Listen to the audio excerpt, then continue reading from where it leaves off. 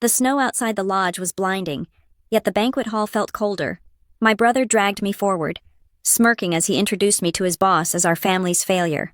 My parents nodded, but his boss did not smile. He stared at me, then whispered a single sentence that froze my brother's grin. By morning, a black car arrived at my office carrying an old file and a heavy debt my family never knew they were about to pay. My name is Harper Rodriguez.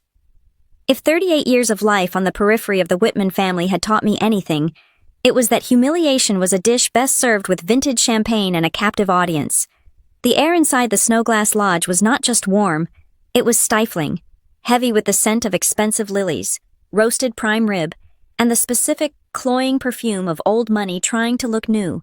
Outside, the Idaho winter was doing its worst. Sun Valley was buried under 2 feet of fresh powder, and the wind off the mountains was enough to freeze the breath in your lungs. But inside, under the amber glow of chandeliers that probably cost more than my first car, the temperature was rising. I stood near a pillar wrapped in fairy lights, nursing a glass of sparkling water I had no intention of finishing. I was wearing a black dress. Simple, tailored, and entirely forgettable. That was the point. In my line of work, you do not want to be remembered for your outfit. I am an independent financial restructuring consultant. That is the polite term. In reality, I am the person small business owners call when they are 3 months away from bankruptcy and need someone to cut the rot out of their ledgers with a scalpel. I deal in hard truths and red ink. I am good at it because I do not let emotion cloud the arithmetic. But here, at my brother's engagement party, I was not the expert. I was the prop. Grant Whitman was 33 years old, 5 years my junior, and he moved through the room with the frantic, high-gloss energy of a man who knows he's the center of the universe. He was wearing a navy suit that fit him a little too perfectly, the kind of tailoring that suggested vanity rather than class. Grant was a manager at Blue Crest Transport and Fulfillment. To hear my parents tell it, he practically ran the logistics for the entire Pacific Northwest. To anyone who actually looked at the org chart, he was a mid-level functionary with a talent for taking credit and a terrifying lack of attention to detail. I watched him across the room. He was laughing too loudly at a joke made by a man in a gray suit. His fiancée, Mallory Keene, stood beside him. Mallory was 26, radiant, and looked at Grant with an adoration that made my chest ache with a dull, phantom pain. She did not know. She did not know about the maxed-out credit cards, the corners he cut, or the way he rewrote history to make himself the hero of every story. I checked my watch. It was 8:45 in the evening. I calculated I could slip out the side door in 15 minutes without causing a scene. I was wrong. Harper. Grant's voice cut through the low hum of conversation like a dropped glass. He waved me over, his smile tight and predatory. I hesitated, but my mother, Colleen, was standing 3 feet away, talking to a cousin. She turned, her eyes narrowing slightly. The message was clear: do not embarrass us. Go to your brother. I set my glass on a passing tray and walked toward him. The carpet was plush enough to swallow the sound of my heels. As I approached, I saw who Grant was talking to. The man in the gray suit was Harlan Voss. I knew the face. Of course. I had researched Blue Crest before coming here, a habit of my profession. Harlan Voss was 59, the CEO and founder of the company.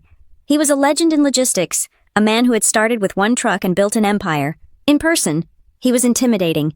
He stood perfectly still, holding a scotch he wasn't drinking, observing the party with the detached scrutiny of a hawk watching field mice. He did not look like he was having fun. He looked like he was working. Grant reached out and grabbed my arm. His grip was firm, possessive, the way a child grabs a toy they are about to break. He pulled me into the small circle of space that power creates around itself. "Mr. Voss," Grant said, his voice dropping an octave, trying for a tone of intimate camaraderie that he had not earned. "I want you to meet someone. This is my sister, Harper." Harlan Voss shifted his gaze. He looked at me. His eyes were a pale, icy blue, surrounded by a web of wrinkles that spoke of long nights and hard decisions. He did not smile. He just assessed.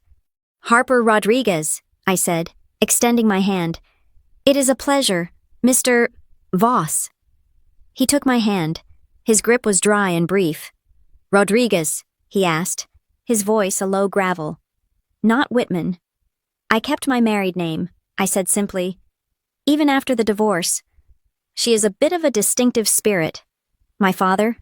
Richard chimed in. suddenly appearing at my elbow. He was holding a glass of red wine, his face flushed with the pride of the evening. Always has been, Grant laughed. A sharp, barking sound. He clapped a hand on my shoulder, heavy and patronizing. What Dad means to say, sir, is that Harper here is the caution to my tale. I'm the one who followed the rules, climbed the ladder at Blue Crest. Harper. He paused for effect, looking around to ensure he had an audience. A few nearby guests, friends of the family, turned to listen. Well, let's just say she is our family's failure.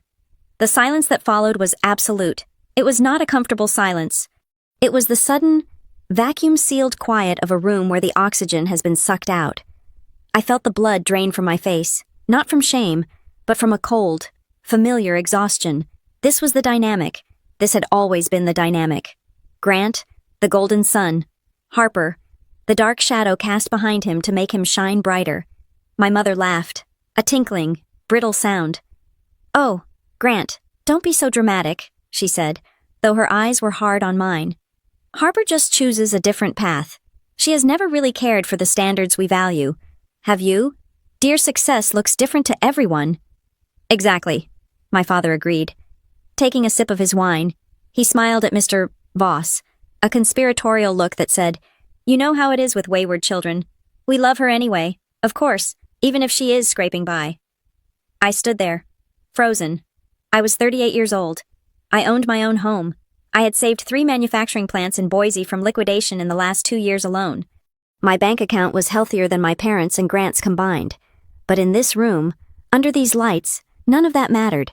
I was just Harper the failure, the divorcee, the disappointment. I looked at Grant.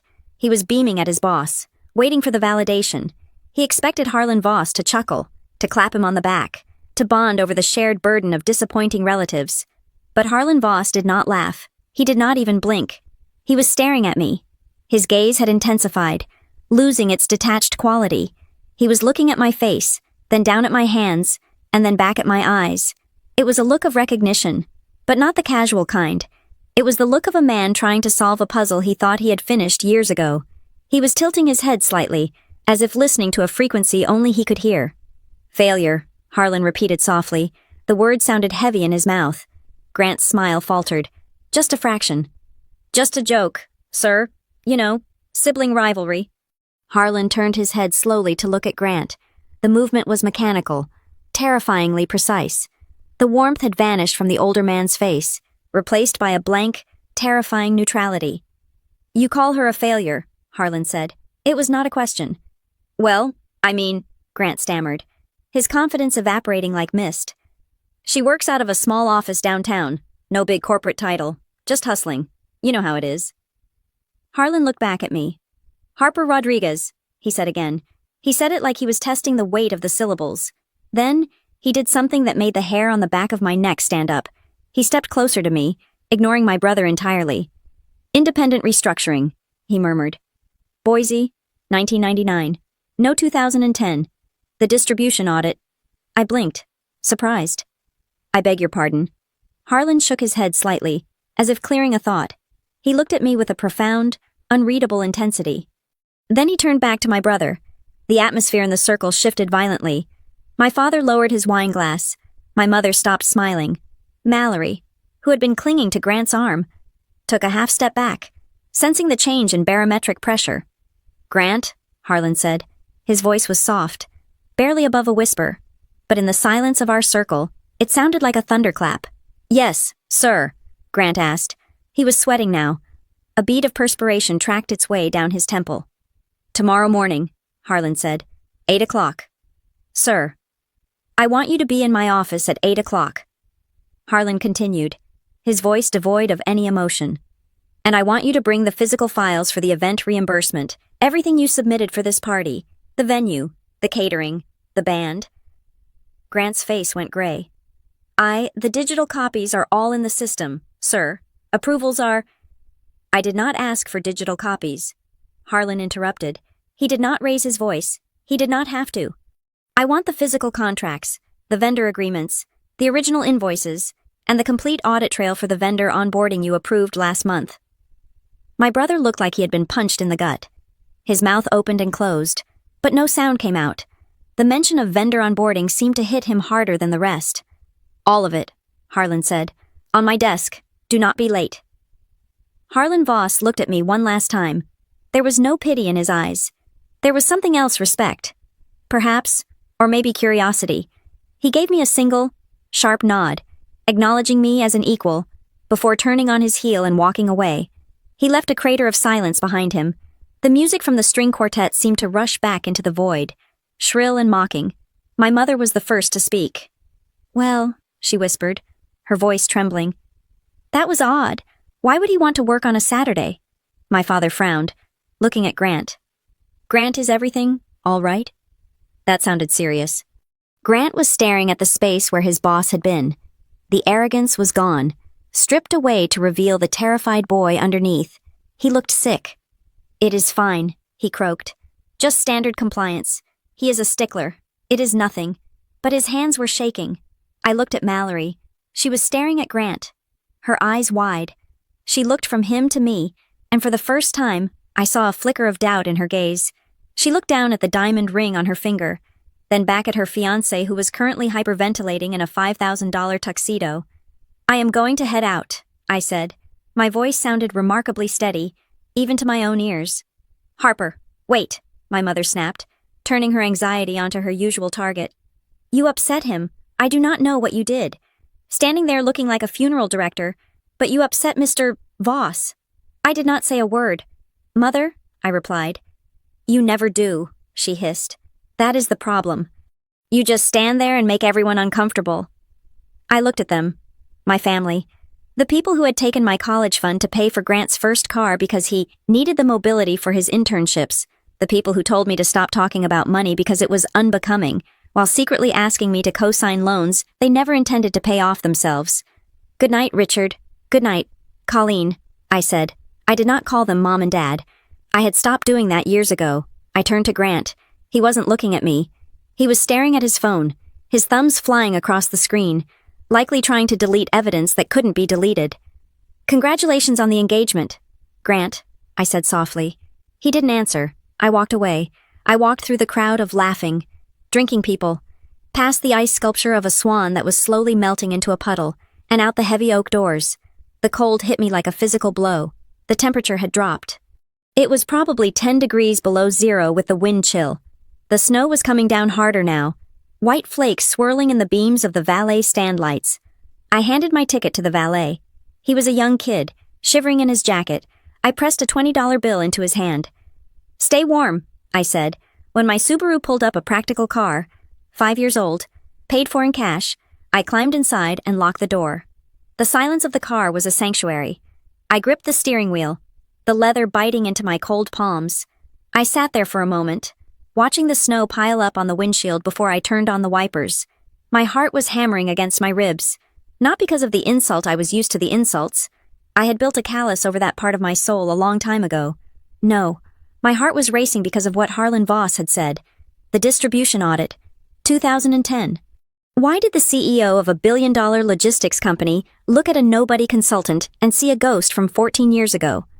And why, when he looked at my brother, his golden boy manager, did he suddenly decide to pull the financial equivalent of a murder weapon out of the holster? Grant was in trouble. That was obvious. The panic in his eyes when Voss mentioned vendor onboarding was the panic of a man who knows he has been caught with his hand in the cookie jar. But that wasn't what kept my hands tight on the wheel as I navigated the treacherous, icy road leading away from the lodge. It was the way Harlan Voss had looked at me. He hadn't looked at me like I was a failure. He had looked at me like I was the only person in the room who actually mattered. And for the first time in my life, that terrified me more than being invisible. I drove into the dark, the snow swirling in my headlights like static, leaving the warmth and the lies of the Snowglass Lodge behind. But I had a feeling, a sinking, heavy feeling in my gut, that the cold was just beginning, and whatever Grant had done, whatever debt he had accrued in his arrogance, the bill was coming due, and somehow, my name was on the invoice. The drive back to Ketchum had been a blur of white lines and falling snow, a hypnotic tunnel that usually helped me decompress. But tonight, the silence of my small house offered no comfort. It was 3 a.m. My kitchen was dark, save for the blue light of the digital clock on the microwave. I sat at the small breakfast island, My hands wrapped around a mug of coffee that had gone stone cold an hour ago. I did not drink it. I just stared at the black surface of the liquid, seeing my own reflection distorted in the ceramic gloom. Why did I take it?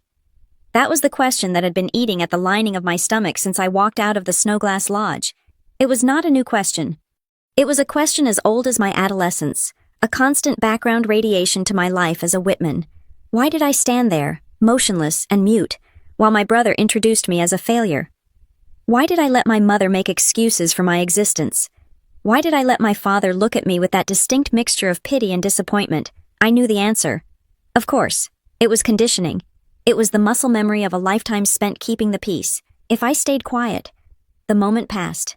If I fought back, I became the problem. I became the difficult one, the hysterical one, the one who could not just let things be happy. So I swallowed the humiliation. I metabolized it like a poison I had built up an immunity to, letting it settle in my bones so the rest of them could pretend we were a normal, functioning family. But tonight felt different. Harlan Voss had disrupted the formula. He had refused to play his part in the script, and in doing so, he had shattered the lens through which I viewed my role. I stood up and poured the cold coffee down the sink. The drain gurgled, a harsh sound in the quiet house. I walked into my living room. It was not a palace. It was a modest 2-bedroom A-frame on the edge of town, tucked into a grove of aspen trees. But it was mine. I paid the mortgage. I paid for the renovation of the master bath.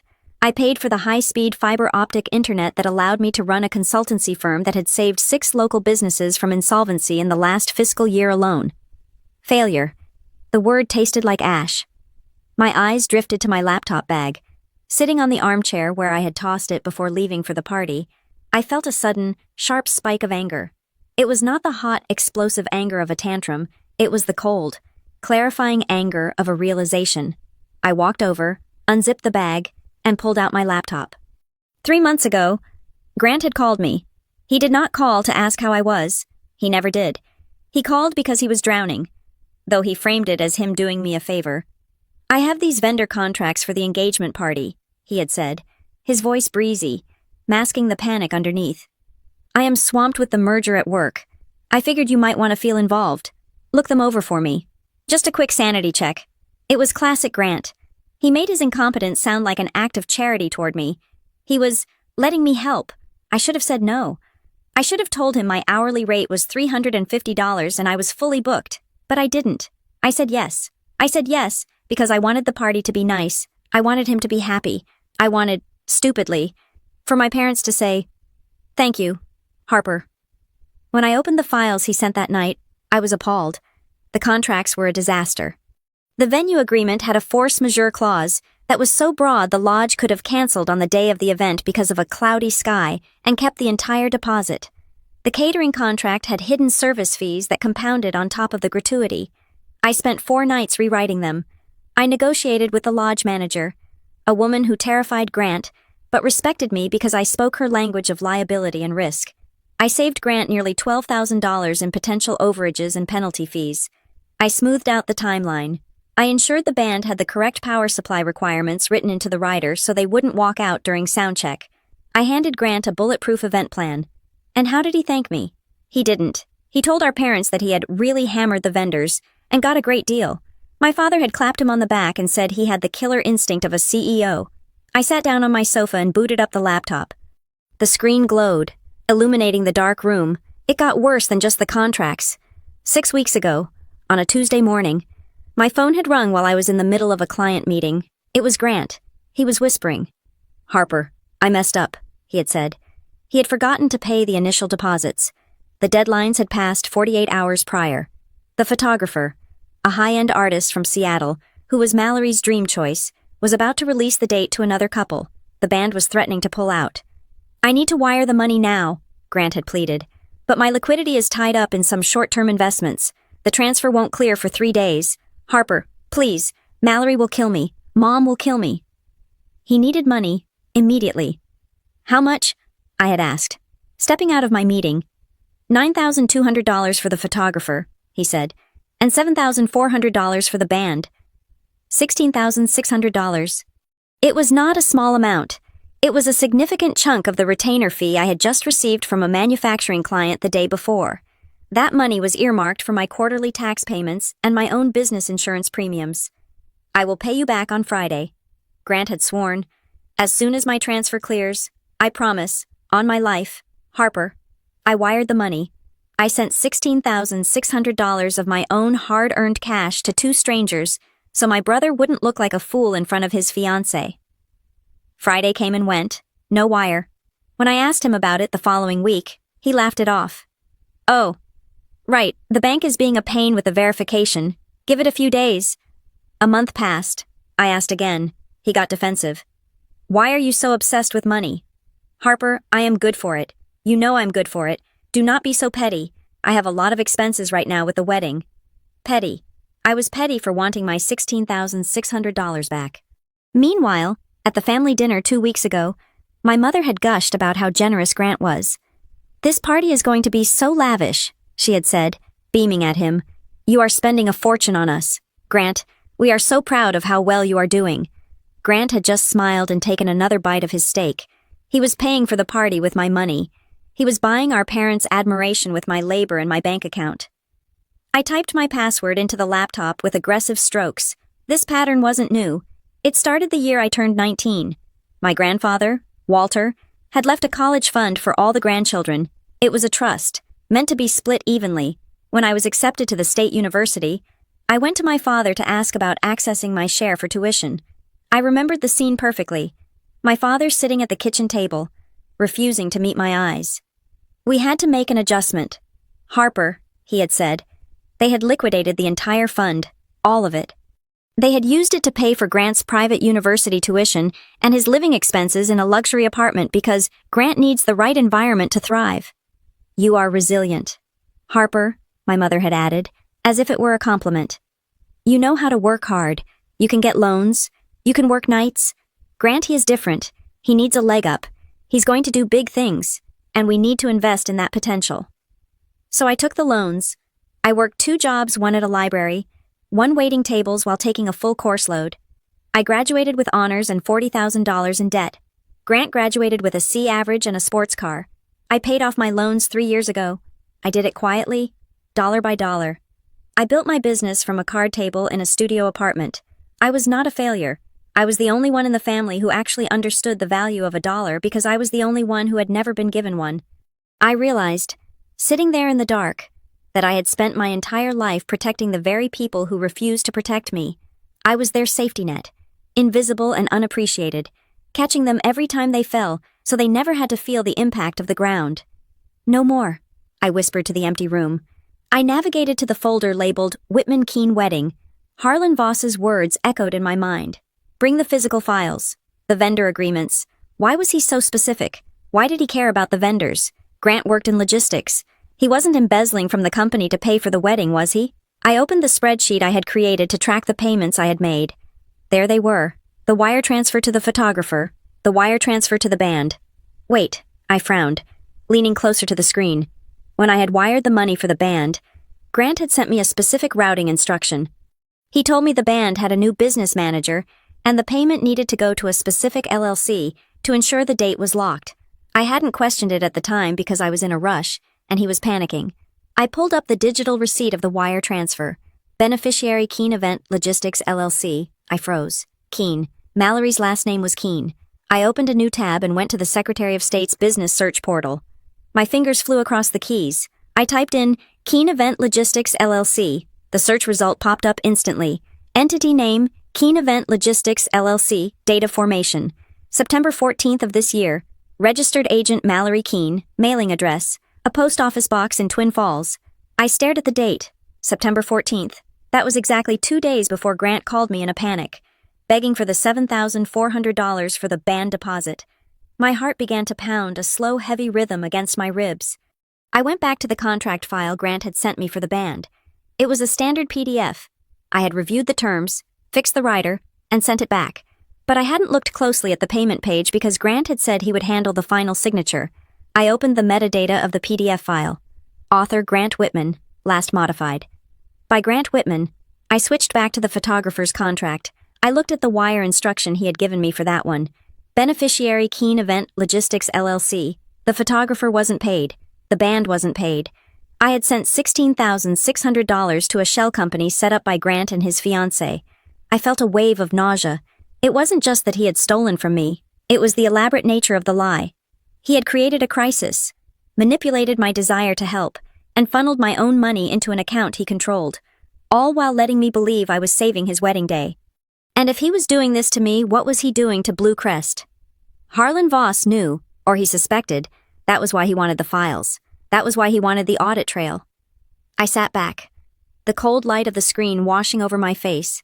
The pieces were clicking into place, not with a satisfying snap, but with the sickening crunch of bones breaking. My brother wasn't just a narcissist, he was a fraud, and I, the family failure, was the only one holding the receipt. I closed the laptop, but I did not turn it off. I needed to sleep, but I knew I wouldn't. The sun would be up in 3 hours. Harlan Voss expected Grant in his office at 8 o'clock. I looked out the window at the snow piling up against the glass. It looked pure and clean, hiding the dirt of the road underneath. But the snow would melt. It always did. And when it did, everything that had been buried would be exposed to the light. I wasn't going to protect him this time. I wasn't going to fix the contracts. I wasn't going to wire the money. For the first time in 38 years, I was going to let Grant Whitman fall. Tuesday morning arrived with the flat. Gray light, typical of an Idaho winter. The kind that made the world look like it had been sketched in charcoal. I was in my office by 7:30. My workspace was not in a glass tower like Blue Crest. It was a converted brick storefront in downtown Boise, sandwiched between a bakery and a notary public. It was small, unassuming, and meticulously organized, just the way I liked it. I was 3 hours into analyzing a cash flow statement for a struggling hardware chain when the light in my front room changed. A vehicle had pulled up to the curb, blocking the morning sun. It was not a delivery truck. It was a black SUV, massive and gleaming, idling with the quiet, menacing hum of an expensive engine. The windows were tinted so dark they looked like ink. In a neighborhood of dusty sedans and pickup trucks, it looked like a shark swimming in a koi pond. I watched through the blinds as the driver's door opened. A man in a dark suit got out, walked around the back, and opened the rear passenger door. Harlan Voss stepped out. He was wearing a camel hair coat over a charcoal suit, and he looked out of place against the cracked sidewalk and the fading mural on the bakery wall next door. He did not look around to admire the scenery. He looked straight at my door. My stomach gave a single, hard lurch, but I forced my hands to remain steady as I saved my spreadsheet. I stood up, smoothed the front of my blazer, and walked out from behind my desk just as the bell above the door chimed. Harlan entered alone. The driver stayed by the car. "Mr. Voss," I said. My voice was calm, projecting a neutrality I did not feel. "This is unexpected." He did not answer immediately. He closed the door behind him, shutting out the noise of the street. He stood in the center of my small reception area, his presence making the room feel suddenly cramped. He took off his leather gloves, tucking them into his pocket, and began to look around. He was not looking with judgment, but with an auditor's eye. He scanned the clean lines of the waiting chairs, the lack of clutter on the surfaces, the single-potted fern that was thriving in the corner. His gaze moved to the wall behind my desk, where I had hung my credentials, my MBA from the State University, my certification as a certified turnaround professional, a framed letter of thanks from a manufacturing plant I had saved from liquidation 3 years ago. He read the letter. He took his time. Efficient, brutal with the unnecessary, but kind to the people. He read aloud, quoting the text. He turned to face me. "An interesting combination. I find that kindness is cheaper when you are honest about the numbers," I replied. "Can I offer you coffee, Mr. Voss, or is this a short visit?" "That depends," he said. He walked over to the client chair opposite my desk and sat down. He did not unbutton his coat. "Please, sit." I sat. It was my office. But he had effortlessly taken command of the room. "Sunday night," he began, his voice low and gravelly. "At the Snowglass Lodge. I was rude to you." "You were honest," I said. "You were reacting to information you had been given." "I was reacting to a memory," he corrected. "I told you I recognized you. It took me until the drive home to locate the file in my archives." He reached into his inner coat pocket and pulled out a document. It was not a digital tablet or a sleek folder. It was an old spiral-bound report. The plastic cover yellowed with age, the corners slightly bent. He placed it on the desk between us. The sound of it hitting the wood was heavy, like a stone dropping into water. I looked at the cover.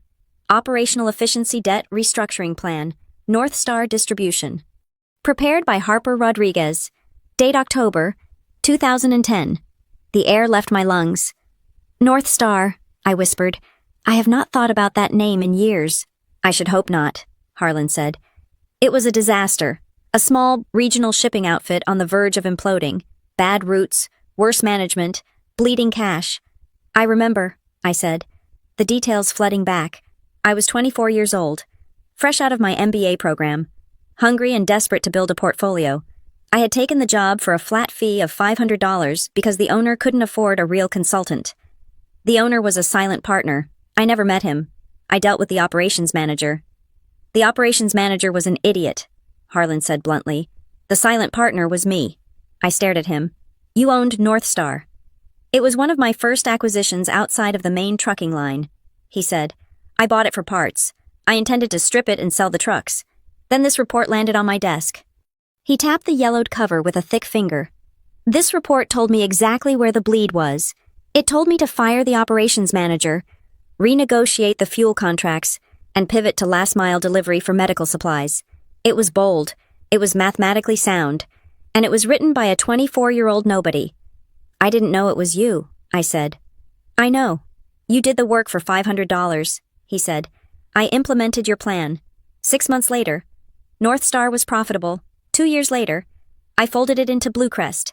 That division now generates $40 million a year. He leaned forward, his icy blue eyes locking onto mine. The intensity in them was scorching. So when Grant stood there in his $3,000 suit and introduced the woman who wrote this report as our family's failure, Harlan said, his voice dropping to a dangerous whisper, I felt a cognitive dissonance that I could not ignore. He sat back. I do not believe in failures who generate $40 million in revenue. Ms. Rodriguez, I corrected automatically. And thank you.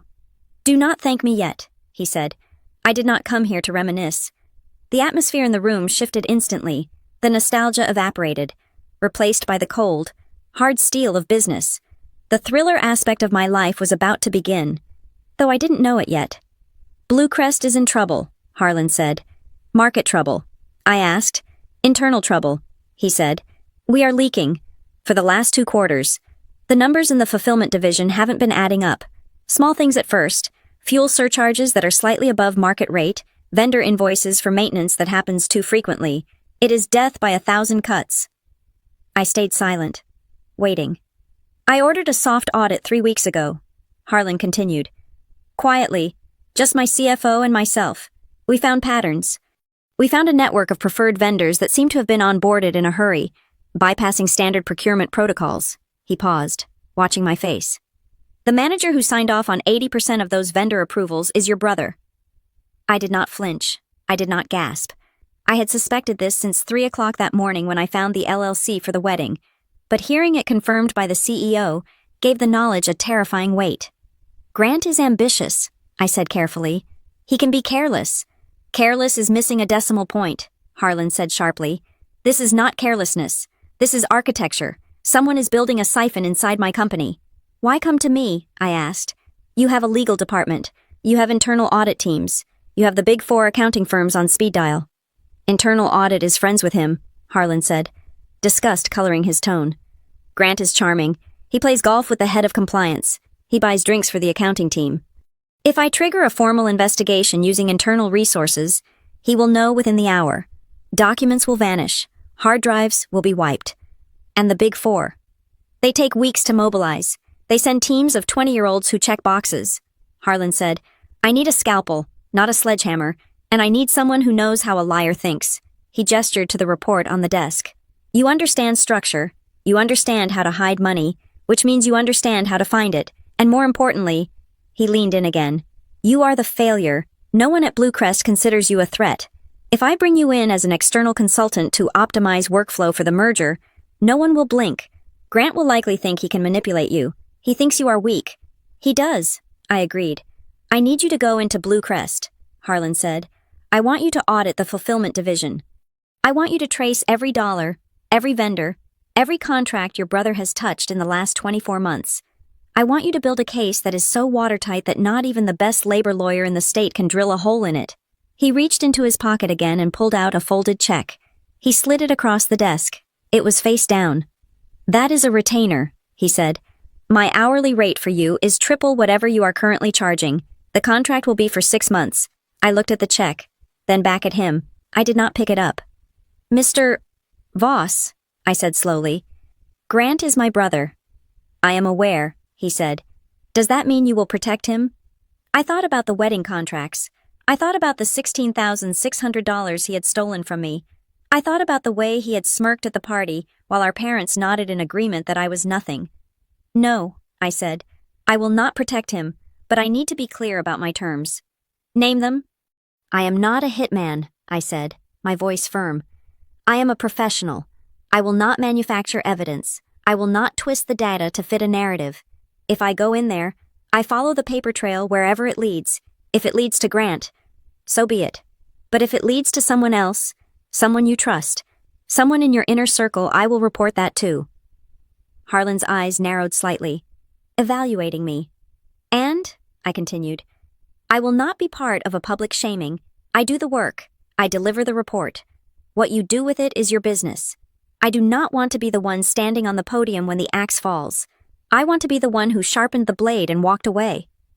Harlan looked at me for a long moment. The silence stretched, tight as a drumhead. I could hear the ticking of the clock on the wall. Then, slowly, the corner of his mouth twitched upward. It wasn't a smile. Exactly. It was an expression of grim satisfaction. "You really aren't a Whitman, are you?" he said softly. "I am a Rodriguez," I said. "My ex-husband took the house, but I kept the work ethic." Harlan stood up. He buttoned his coat. "I do not want revenge, Ms. Rodriguez," he said. "Revenge is emotional. It is messy. It is bad for business. I want the truth. If your brother is innocent, you will prove it. If he is guilty, you will document it." "Agreed," I said. I stood up as well. He extended his hand. This time, the handshake was not brief. It was a pact. His grip was iron. "Come to the headquarters tomorrow at 9, he said. "I will introduce you as the efficiency consultant for the new merger integration. Grant will probably try to offload his work onto you. Let him—" "He will certainly try," I said. "Good," Harlan said. He walked to the door. Before he opened it, he turned back. "And Ms. Rodriguez?" "Yes." "That $19,000 loan your parents took out against your grandfather's estate," he asked. "The one you mentioned paying off?" I stiffened.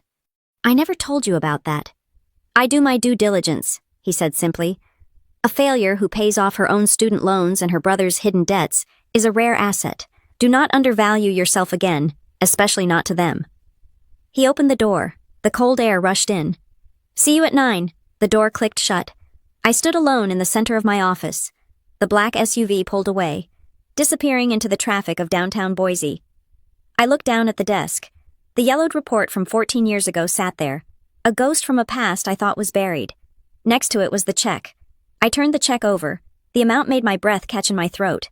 It was $50,000, just for the retainer. I sat down slowly, my legs feeling a little weak. I had spent my life being the invisible support beam, the one who held up the structure while everyone else admired the facade. Grant had built a house of cards on a foundation of lies and other people's money. He thought he was untouchable because he had charm, and because he had a sister who would always clean up his mess. But he had made a fatal error. He had introduced me to the one man who cared more about the structural integrity than the paint job. I picked up the phone and dialed my assistant, who worked remotely from her home in Meridian. "Cancel my appointments for the week," I said, "and clear my schedule for the next 6 months. I just took a new contract." "Big client?" she asked. "Huge," I said. "And personal." I hung up. I pulled my laptop toward me. I didn't open the wedding folder this time. I opened a new file. I named it Project Bluecrest Audit Discovery. The cursor blinked against the white page. A steady, rhythmic pulse. It looked like a heartbeat, or a countdown. Grant wanted me to be involved in his business. He wanted to show me off as the family failure. Fine. I was going to be the best failure he had ever met. The contract Harlan Voss placed in front of me was standard in its legalese, but extraordinary in its implications. It was a 6-month engagement to oversee the integration of 2 newly acquired subsidiaries into the Blue Crest ecosystem, specifically focusing on compliance and cost rationalization. The fee structure was aggressive. It was the kind of money that moves you from a tax bracket where you worry about deductions to a tax bracket where you worry about investments. I signed it with a steady hand. By Wednesday morning, I had a temporary office on the 4th floor of the Blue Crest headquarters in Boise. It was a glass-walled fishbowl located strategically between the finance department and the operations floor. Harlan had positioned me perfectly. I was visible enough to be seen as a part of the team, but separate enough to remain an observer. My official title was Senior Integration Advisor. To the staff, I was just another suit brought in to trim the fat after a merger. To Grant, I was a charity case who had finally gotten a lucky break. He stopped by my desk at 10 o'clock on my first day. He held a coffee cup in one hand and leaned against the door frame with that casual, practiced slouch he had perfected in his 30s. "Glad to see you settled in," he said, beaming. "I told Harlan you were looking for work. I am glad he found something for you to do. It is mostly data entry and checking boxes. Right, easy stuff." He truly believed that. He believed he had planted the seed, and Harlan had hired me as a favor to him. The narcissism was so complete, it acted as a shield against reality. "It is a bit more than data entry, Grant," I said, keeping my eyes on my dual monitors. "I am reconciling vendor overlap between the new acquisitions and legacy operations." Right, he said, waving a hand dismissively. "Just do not go too hard on the expense accounts. Okay, we have to keep morale up. Sales guys need their steak dinners." He winked, a conspiratorial gesture that made my skin crawl. "Anyway, we are heading to lunch at noon. Wanna come? I can introduce you to the team properly." "I brought my lunch," I said. "I have a lot to get through." "Suit yourself," he said, pushing off the doorframe. "Don't work too hard. It is just logistics." He walked away, whistling. I watched him go. Then I turned back to my screen and opened the file labeled Executive Reimbursements Q3 and Q4. I started with the low-hanging fruit. Grant's expense reports were a masterpiece of creative fiction. I pulled up his credit card statements and cross-referenced them with his calendar. The pattern emerged within the first hour. It was subtle, but to a forensic eye, it was as obvious as a neon sign. He listed a dinner on October 12th at the Golden Stag, the most expensive steakhouse in Sun Valley. The justification was, client development prospective contract with Miller Manufacturing. The bill was $480. I checked the Miller Manufacturing file. There was no record of a meeting, no email setting it up, no follow-up notes. I checked the wedding binder Grant had foolishly shared with me months ago when he wanted my help. October 12th was the date of his menu tasting for the rehearsal dinner. I kept digging. November 5th, a flight to Napa Valley. Expense code. Vendor Relations Wine Distributor Negotiation. Cost $1,200 for airfare and hotel. I checked the vendor list. Blue Crest did not distribute wine. They moved auto parts and dry goods. I checked Mallory's Instagram. On November 5th, she had posted a photo of herself and Grant in a vineyard, holding glasses of Cabernet, with the caption, "Picking the perfect pour for our big day." He was expensing his wedding planning. He was funding his lifestyle on the company card and burying it under vague headings like client development and team building. It was bold, it was stupid, and it was theft, but it was small-time theft. A few $1,000s here and there. It was fireable, but it wasn't the systemic rot Harlan had warned me about. I needed to find the mechanism. I moved from personal expenses to the vendor ledger. This was where the real money moved. In logistics, third-party vendors were the lifeblood of the operation. Trucking partners, warehouse staffing agencies, packaging suppliers. Millions of dollars flowed out to these entities every month. I filtered the data for new vendors onboarded in the last 6 months, the exact window where Grant had been promoted to regional oversight. There were 12 new vendors. Most were recognizable names, but one stood out. Keen Event Logistics LLC. I felt a cold spike of adrenaline. I had seen this name before. It was the entity I had wired my own money to for the band and photographer. But here it was, listed as an approved corporate supplier for Blue Crest. I opened their vendor profile. Service description, specialized corporate event coordination and venue scouting. Total payments in the last 4 months, $42,000. I sat back, exhaling slowly. $42,000. I clicked on the invoices. They were generic. Consulting services, October. Venue liaison fee, November. The amounts were always just under $10,000, likely to avoid triggering automatic secondary approval flags from the CFO's office. But here was the twist. The contact person listed for the vendor wasn't Mallory, it was a T. Keene. I did a quick public record search. Travis Keene, Mallory's older brother. He was a personal trainer in Twin Falls. He had absolutely no background in corporate logistics or event planning. I traced the payment path. Bluecrest wired money to Keene Event Logistics LLC. The LLC, ostensibly, was providing services. But when I cross-referenced the dates of the invoices with the dates of the wedding deposits I had seen in Grant's personal binder, the timeline locked into place.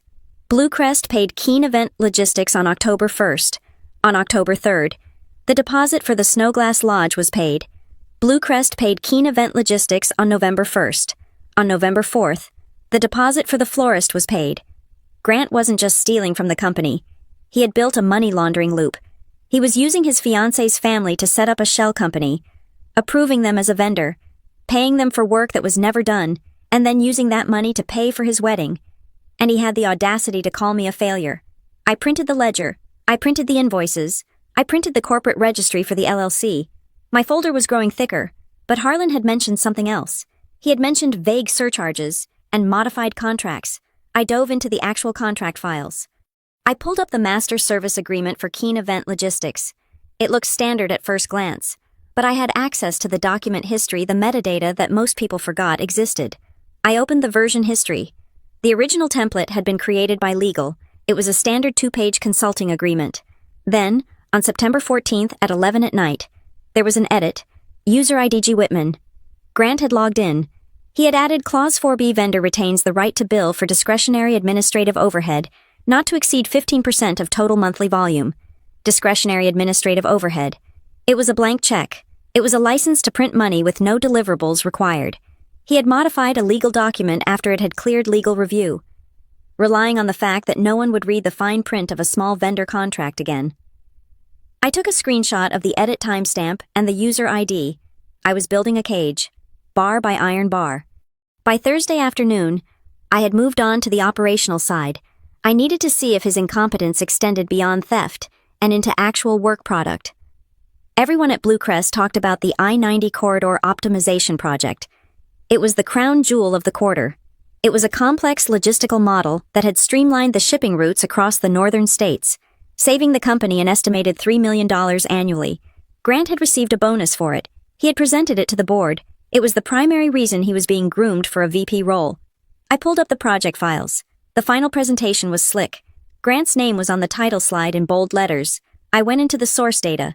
The actual modeling had been done in a complex Excel macro workbook, involving thousands of rows of data and sophisticated coding. I right-clicked on the Excel file. Properties, Details, Author Jonah Reyes, last saved by Grant Whitman. I looked at the editing time. Jonah Reyes, 140 hours. Grant Whitman, 20 minutes. I looked up Jonah Reyes in the company directory. He was a junior analyst, 23 years old, hired 6 months ago. He sat in a cubicle near the printer room. I accessed the internal email server. As an auditor, I had read only privileges to the department's communications. I searched for emails between Grant and Jonah. I found a chain from 2 months ago, from Jonah Reyes to Grant Whitman. Subject draft of I-90. Model Hi Grant. I finished the coding for the route optimization. I think this could really work. Should I send it to the team for review? From Grant Whitman to Jonah Reyes, subject redraft of I-90. Model no. Do not send it to anyone. You are missing the strategic context. Jonah, send the raw file to me. I need to fix the parameters before it is ready for executive eyes. And Jonah, focus on your data entry. Leave the strategy to management. I will let you know if I can use any of this. 2 days later, Grant sent the file to Harlan Voss, with the subject line, My Solution for the I-90 Bottleneck. He didn't just steal money, he stole potential. He looked at a brilliant young kid who was eager to prove himself, and he crushed him, took his work, and claimed it as his own.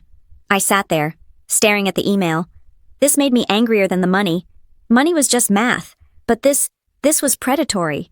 It reminded me of every time my parents had taken my achievements and repackaged them as family success, or ignored them entirely while praising Grant for tying his shoes. I looked across the glass partition. I could see Grant's office. He was sitting at his desk, laughing into his phone, feet propped up on the drawer. He looked like a king in his castle. He had no idea that 50 feet away, his sister was dissecting his life frame by frame. I did not storm into his office. I did not forward the emails to HR. Not yet. Harlan had asked for a case that was watertight. I needed more than just a smoking gun. I needed a firing squad of evidence. I created a master timeline. I plotted every expense report, every wire transfer to the LLC, every contract modification, and every stolen project on a single axis. September 14th, LLC formed. Grant edits contract. September 16th, Grant asks me for money. October 1st, Bluecrest pays LLC. October 3rd, Grant pays venue. October 12th, Grant expenses client dinner menu tasting. October 20th, Grant steals Jonah's model. It was a cascade of fraud. I saved the file to an encrypted external drive. I named it Whitman Audit Evidence V1. My phone buzzed. It was a text from Grant. Hey, Mom and Dad, want to know if you are coming for Sunday dinner. Try to make it. Dad wants to hear about your little data entry job. I told him I'm keeping an eye on you. I stared at the screen. My little data entry job. I typed back. I will be there. I set the phone down. The office was quieting down as people left for the day.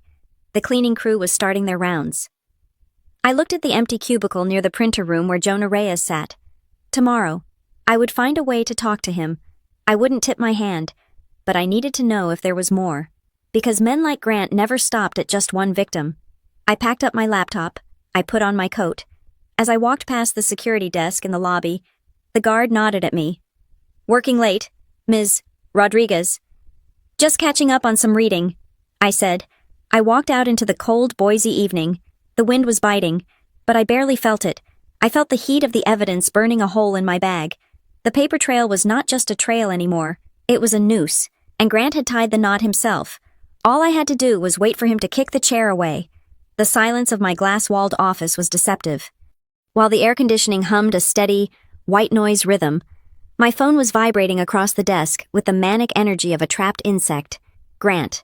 It was the 5th time he had called in the last hour. I let it go to voicemail.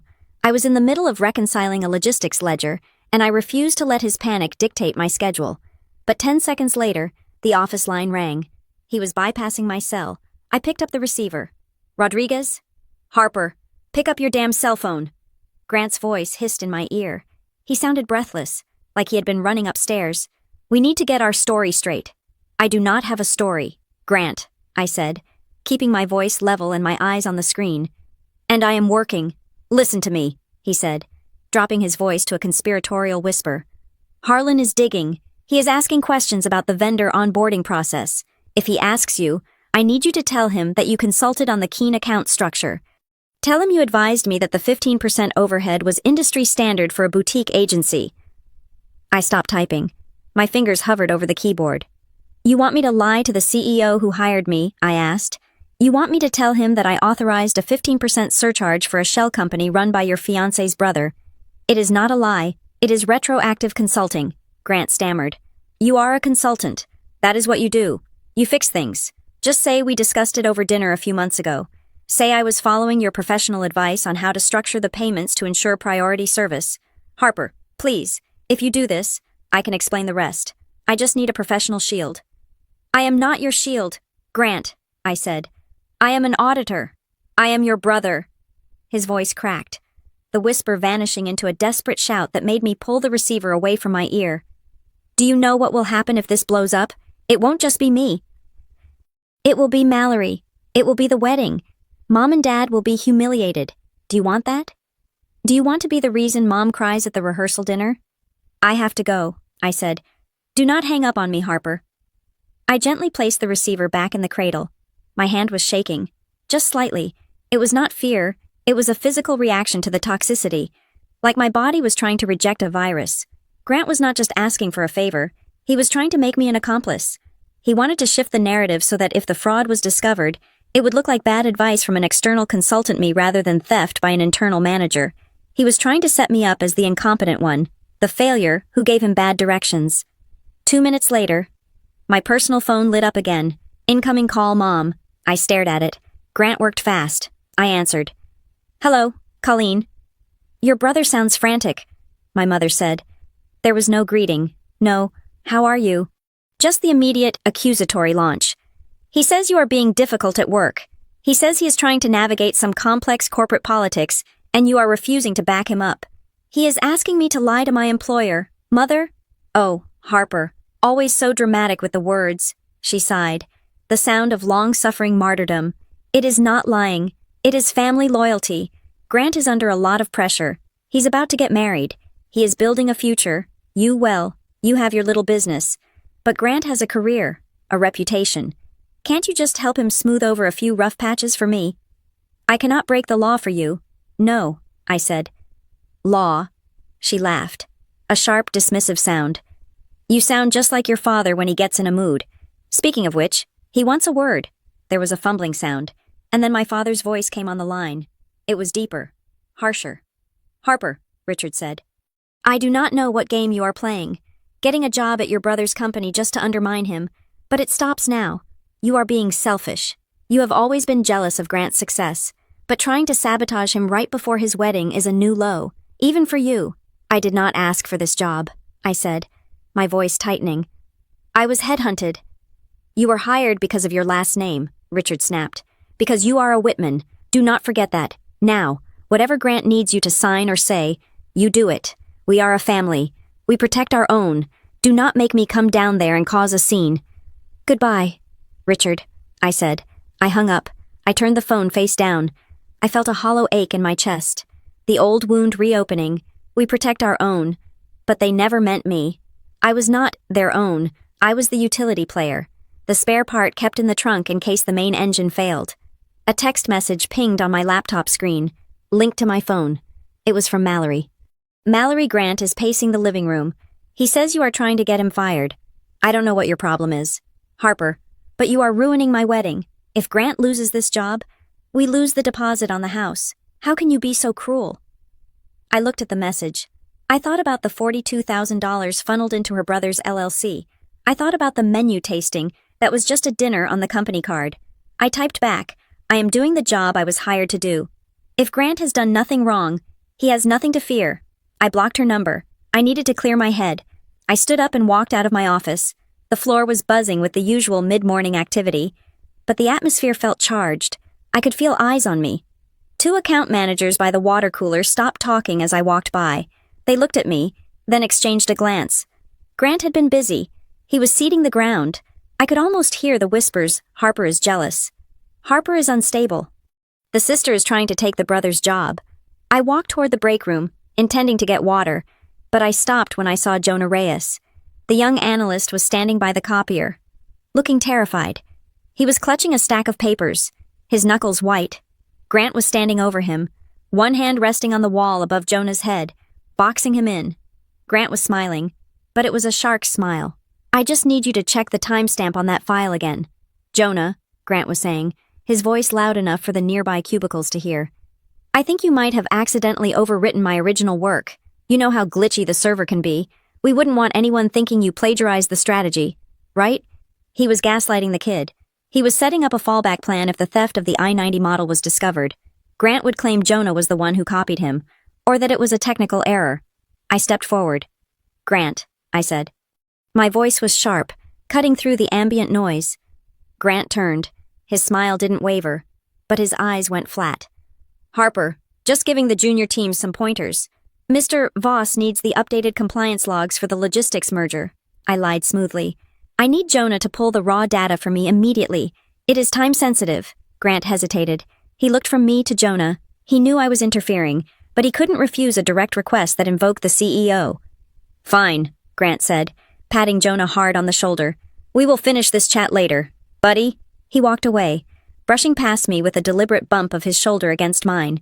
Jonah let out a breath that sounded like a sob. Ms. Rodriguez, he whispered. I didn't overwrite anything. I know, I said softly. Come with me. I took him to a small conference room and closed the door. Listen to me, Jonah. Document everything. Every email, every conversation, every file change. Save it to a personal drive. Do not engage with him alone.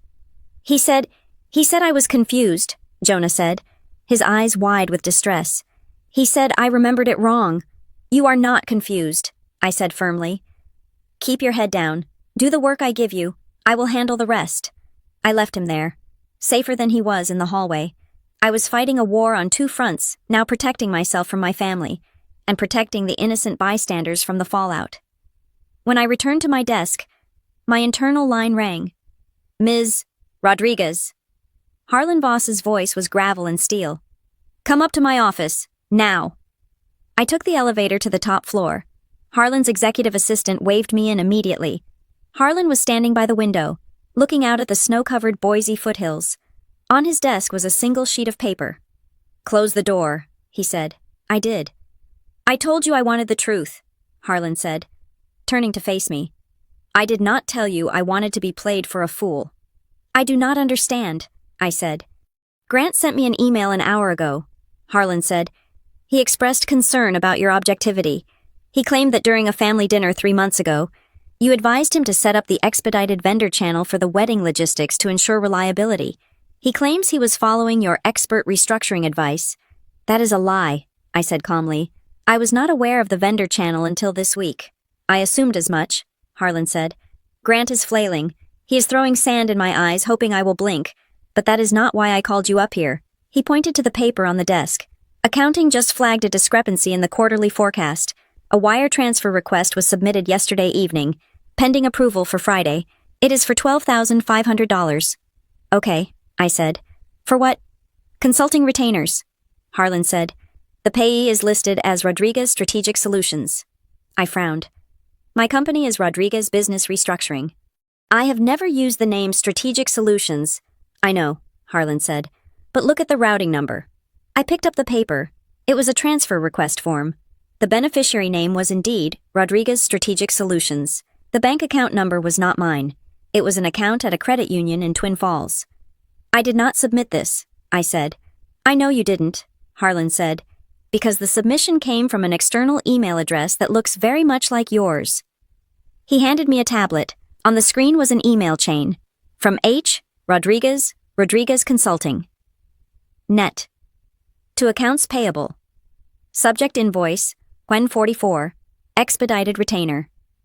Please process the attached invoice for the preliminary strategic assessment of the Keene account. As discussed with Mr. Whitman, this is for the accelerated timeline analysis. I stared at the email address. My actual email was h.rodriguezconsulting.com. The email on the screen ended in net.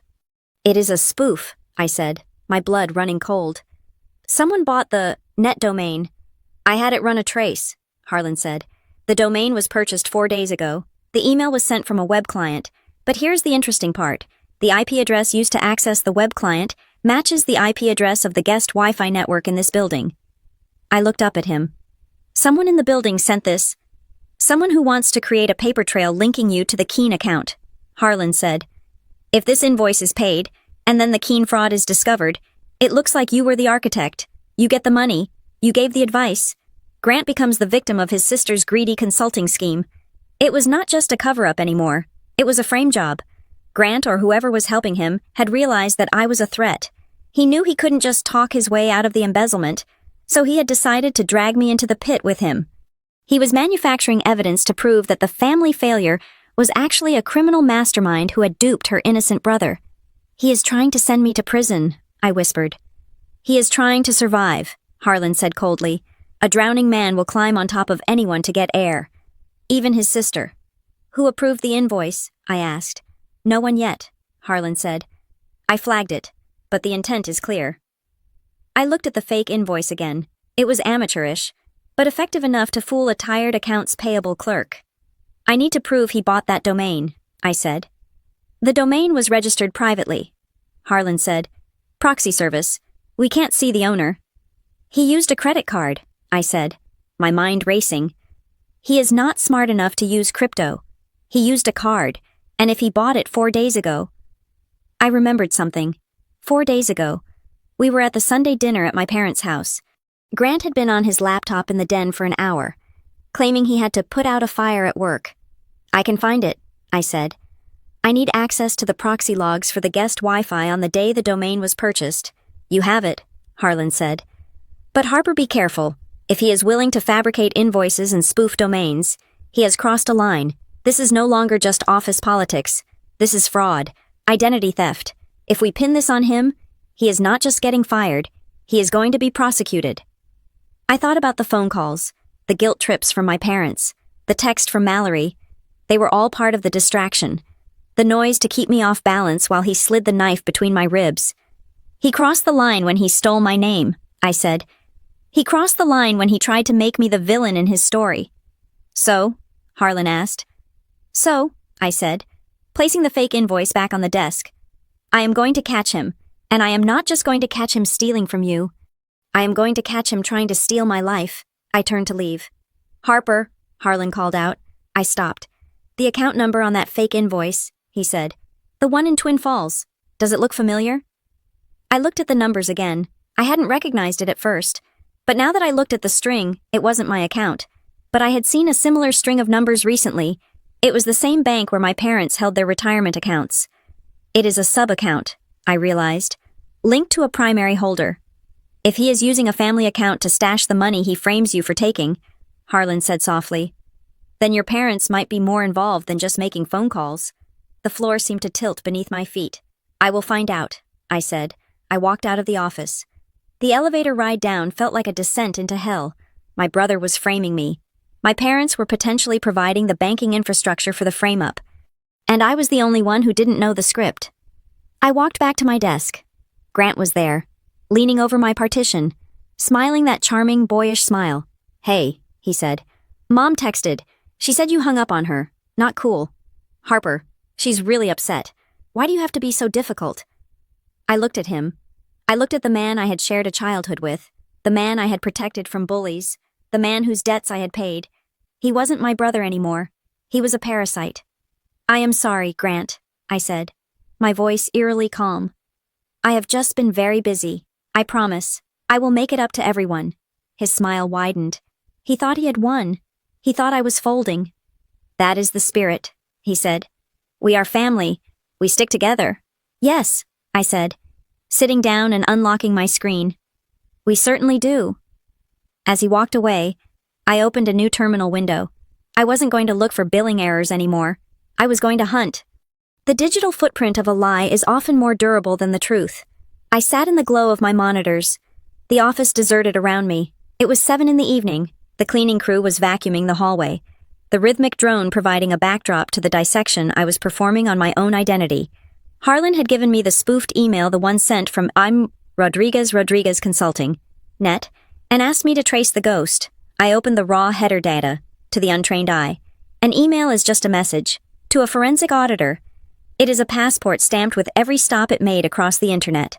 The content of the email was the first giveaway.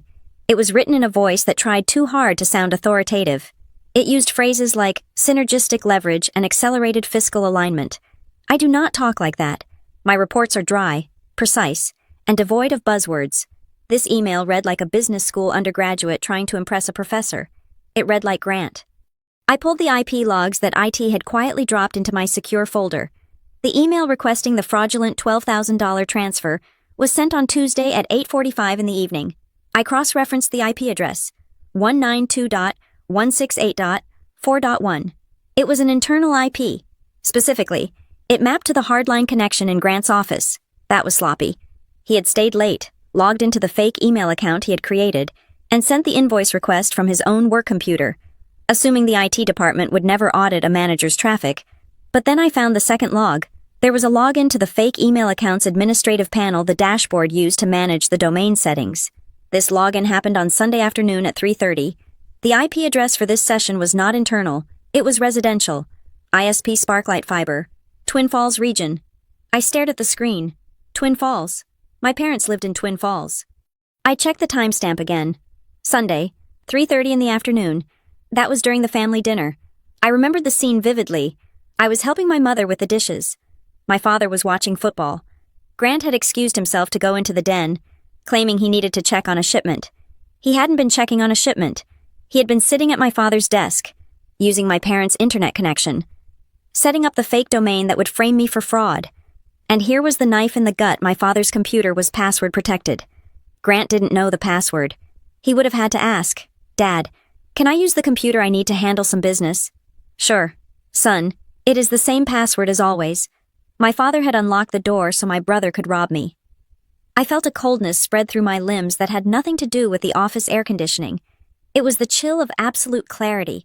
I was not a daughter to them. I was not a sister. I was a resource.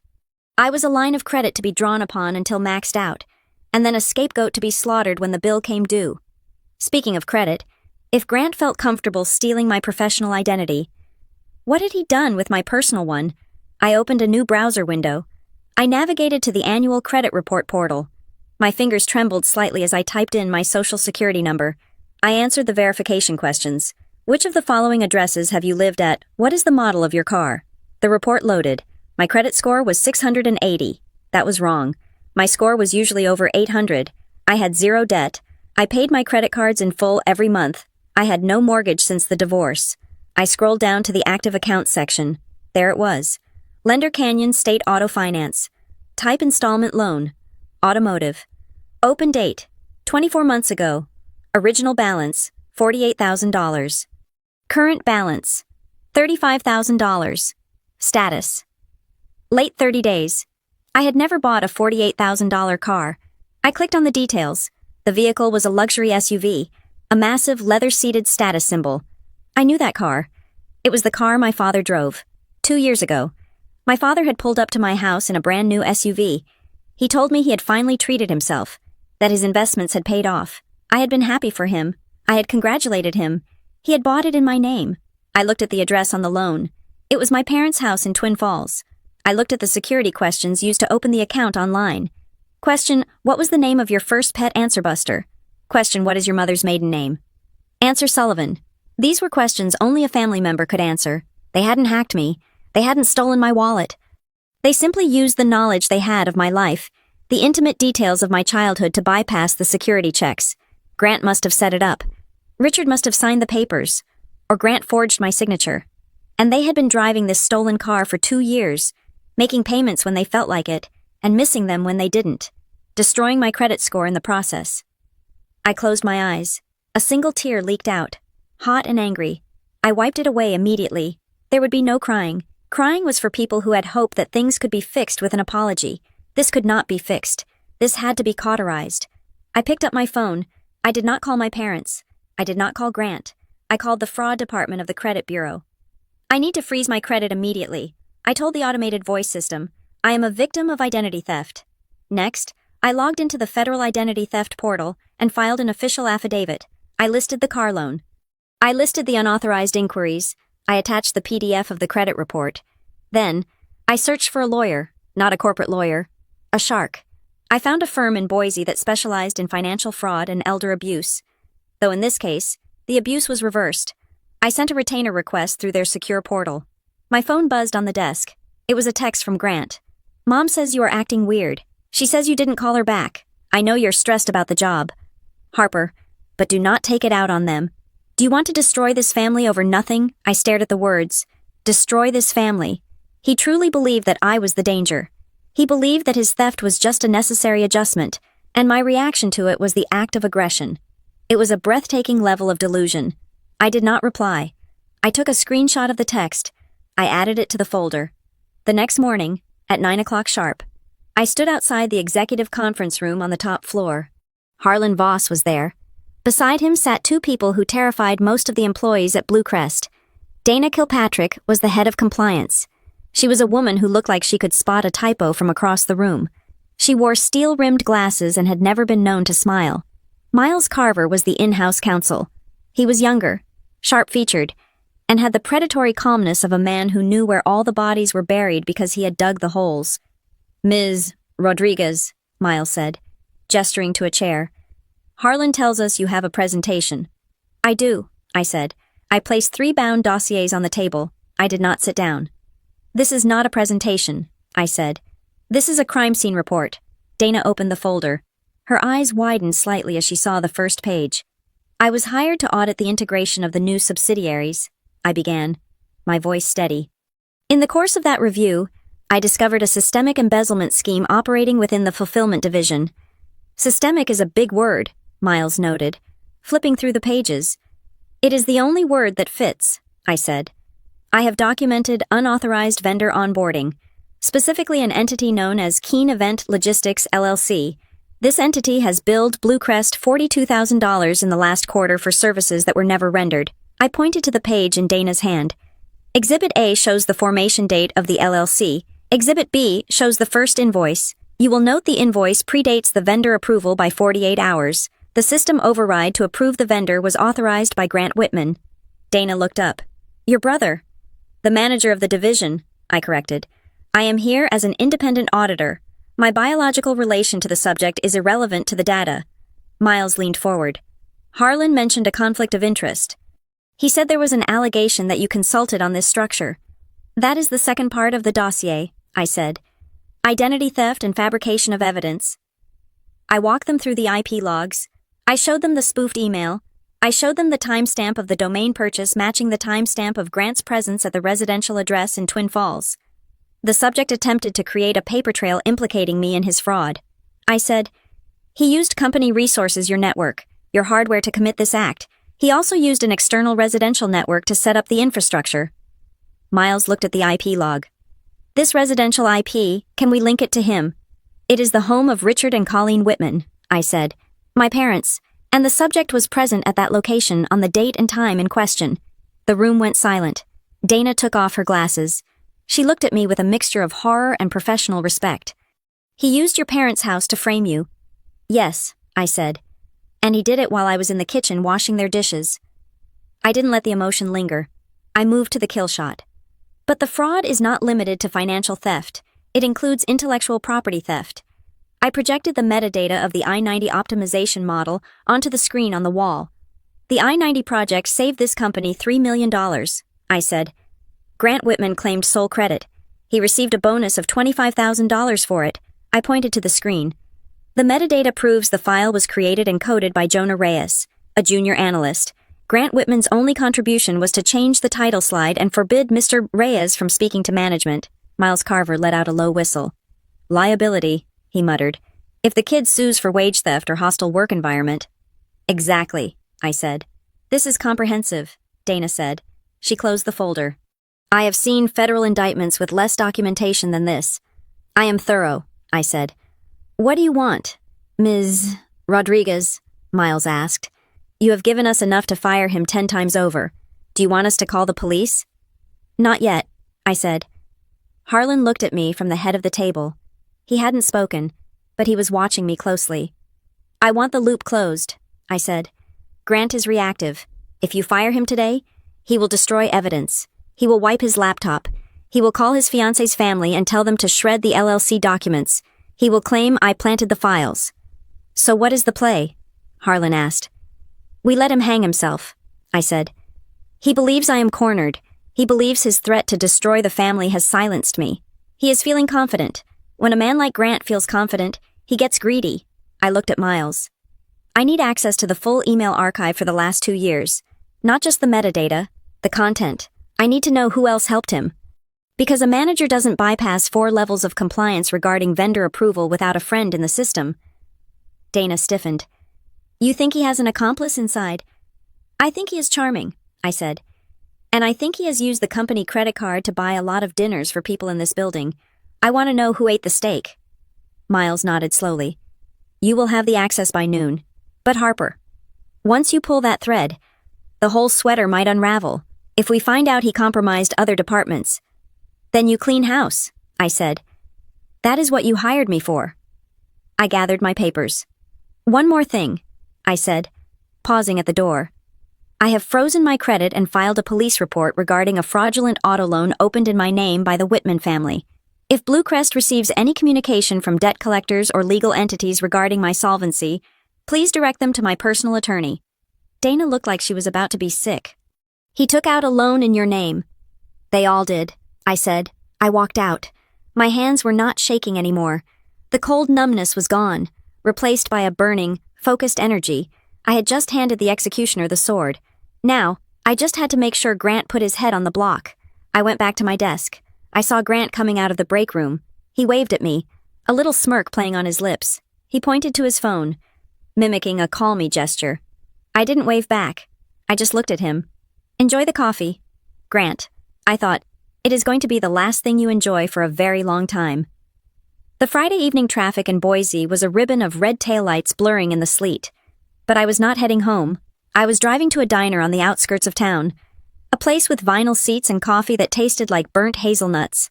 My Aunt Joni had called me an hour ago. Joni was my mother's younger sister. In the hierarchy of the Whitman family, she occupied a space similar to mine, present but silent, useful for holiday preparation, but ignored during the toasts. She was a woman who had spent her life shrinking to fit the small spaces her louder relatives left for her. When she spoke on the phone, her voice had been a thread about to snap. "Harper, please, not the house, somewhere they won't see us." I sat in the back booth, watching the door. When Joni entered, she looked like she had aged 10 years since the engagement party. Her coat was buttoned wrong. Her eyes were darting around the room as if she expected my father to jump out from behind the pie counter. She slid into the booth opposite me. She did not take off her coat. She placed a heavy manila envelope on the sticky table between us. "They are going to hate me," she whispered. Her hands were trembling. "Colleen will never speak to me again." "Why are you here, Joni?" I asked gently. I did not touch the envelope yet. "Because I can't sleep," she said. "I see what Grant is doing. I see the way he looks at you. And I hear your parents talking on the phone, planning how to manage the narrative." She pushed the envelope toward me. "You need to know the beginning of it. Harper, you think this started with the wedding money. You think it started with the car loan. But it started a long time ago." I opened the clasp. Inside were photocopies of old bank documents. They smelled of mildew and cedar, like they had been stored in a basement chest for a very long time. I pulled out the top sheet. It was a trust fund statement, the Walter Sullivan Education Trust, my grandfather. I scanned the columns. "Grandpa Walter left money for college," I said. "I know. Dad told me the market crashed and the fund was wiped out right before I graduated high school." "The market didn't crash, Harper," Joni said, her voice shaking. "Look at the date on the withdrawal slip." I looked. August 15th, 2005. I froze. August of 2005. I was 19 years old. I had just finished my freshman year at the State University. I was working double shifts at the library because my father had told me there was no money to help me with tuition. I was eating instant noodles and walking 3 miles to campus because I couldn't afford a parking pass. The withdrawal amount was $60,000. The beneficiary line did not say Harper Rodriguez. It said Grant Whitman, and the signature at the bottom, authorizing the transfer, was distinct. It was the sharp, aggressive scrawl of my father, Richard Whitman. "He moved it," Joni said. "He petitioned the trustee, who was his old golf buddy, to reallocate the funds based on imminent family necessity. He claimed you had received a full scholarship and didn't need it. He lied. Harper. He took your share of Walter's money and he put it into a high-yield account for Grant." I stared at the paper, the numbers blurred. "Grant was 14, I said. "He was in high school. He wanted to go to that private prep school in Seattle," Joni said. "The one with the rowing team. Richard said Grant needed the connections. He said you were tough, that you could handle public school and loans.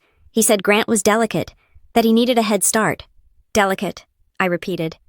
"I knew," Joni sobbed quietly, pressing a napkin to her mouth. "I was the witness on the notary form. I signed it. Harper, I am so sorry. Richard said it was best for the family. He said if I told you, I would be causing drama. He said I would be the reason the family fell apart. So you let me take out $40,000 in student loans," I said. My voice was dangerously quiet. "You let me work nights. You let me believe we were poor." "I was afraid," she said. "You know how they are.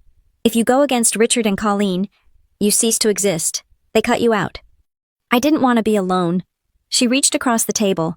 Trying to touch my hand, I pulled back. "But now," Joni continued, wiping her eyes, "now I see Grant driving that family into a ditch. I heard about the investigation at his work. I heard Richard shouting about legal fees. Harper, they are going to drag you down to save him again. I couldn't watch it happen twice." I looked at the documents. It wasn't just theft. It was a systematic cannibalization of my future to feed Grant's ego. My grandfather had tried to give me a ladder. My father had chopped it up to build a pedestal for my brother. "Thank you for bringing this to me," I said. I gathered the papers and put them back in the envelope. "What will you do?" Joni asked. "Are you going to sue them?" "I am going to finish my job," I said. I left the diner. I sat in my car for a long time, the heater running, staring at the envelope on the passenger seat. The car loan fraud wasn't an isolated incident. The wedding embezzlement wasn't a desperate mistake. It was a lifestyle. My family operated on a simple economic principle: Harper earns. Grant spends. Harper sacrifices. Grant thrives. I drove to the Blue Crest headquarters. It was late, but I knew the lights would be on in the executive wing. Harlan Voss was in his office. He was reading a brief, a glass of water on his desk. He didn't look surprised to see me. I placed the envelope on his desk. "This is not company business," I said, "but it speaks to character." Harlan opened the envelope. He read the trust documents. He saw the withdrawal. He saw the date. He looked up, and his expression was one of profound sorrow. "Walter Sullivan was a good man," Harlan said softly. "I knew him. Did you know that we served on a community development board together in the 90s? He talked about his grandkids. He used to say he wanted to make sure you all had the choices he never had." "He gave me a choice," I said. "My father took it, and gave it to the boy who is currently falsifying invoices in my logistics department." Harlan concluded. He closed the file. "This explains the psychology," Harlan said. "Grant has never faced a consequence in his life. He believes resources are infinite because, for him, they always have been. Someone else always pays the bill." "I am done paying," I said. "Good," Harlan said. "Because we have verified the IP logs, we have the forensic data on the I-90 project, and thanks to your lead on the fake invoice, we have traced the attempted wire transfer directly to a laptop registered to your father." "My father. Richard Whitman's personal device," Harlan confirmed. "Grant didn't just use their Wi-Fi. He used his father's computer to attempt to frame you, which means Richard either knew and allowed it, or he is so negligent regarding his own security that he is an accessory by default." "He knew," I said. "He called me. He told me to do whatever Grant needed." Harlan stood up and walked to the window. "We have enough for a criminal referral," he said. "Grand larceny, wire fraud, identity theft, conspiracy. The district attorney would take this case in a heartbeat." I stood there, the weight of the decision pressing on me. "No," I said. Harlan turned. "No. Not a criminal referral, not yet," I said. "If we go to the police now, it becomes a circus. The local news will pick it up. Local family and fraud scandal. It will be messy. Grant will play the victim. My parents will go on TV and cry about their ungrateful daughter. It will be a war of public opinion, and facts get lost in the noise." "Then what is your endgame?" "Harper." "I want the internal hearing," I said. "I want the corporate disciplinary tribunal. Strict, private, by the book. I want the facts laid out in a room where crying doesn't count as evidence. I want Grant to sit there and look at the numbers and realize there is no mother to hide behind and no father to write a check." "You want to break him with bureaucracy," Harlan said, a glint of appreciation in his eyes. "I want to break him with the truth," I said. "I want the record to be undeniable. Once Blue Crest fires him for cause, and once the civil suit for restitution is filed, then we hand it to the police. But first, I want him to lose the only thing he actually cares about." "His status," Harlan said. "Yes." Harlan nodded. "We schedule the hearing for Tuesday. You will present the findings." "I will be there," I said. I went home, but my phone didn't stop buzzing. It wasn't my parents this time. It was Grant, but he wasn't calling me. He was texting the group chat, the one that included me, my parents, and Mallory. "Grant, everyone needs to calm down. I fixed the issue at work. Harper is just confused about some new protocols. We are all good. Wedding is still on track." He was lying to them. He was lying to himself. Then, a separate message came through from Jonah Reyes. "Jonah Ms. Rodriguez. Grant just called me at home. He told me if I didn't sign a statement saying the I-90 model was a collaborative effort, he would make sure I never worked in this industry again. He said he knows people." I typed back immediately. "Harper, do not answer him. Do not sign anything. Forward the voicemail to me. You are safe." Then, a text from Mallory. "Mallory Harper. Please, Grant is tearing the house apart looking for some file. He says you stole it. He is screaming at me. He says if the LLC gets audited, it is my fault. I am scared." I looked at the message. Mallory was an accomplice. Yes, she had signed the papers for the LLC, but she was also a victim of Grant's reality distortion field.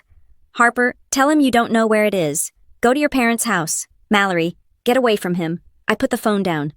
The house of cards was collapsing. Grant was flailing, striking out at everyone: the analyst, the fiancé, the sister. He was panicked because the one trick that had always worked, calling mom and dad to fix it, wasn't working against the cold, hard wall of forensic accounting. I walked into my kitchen and made a cup of tea. I stood by the window, watching the snow bury the driveway. For 38 years, I had been the family failure. I had been the one who didn't measure up.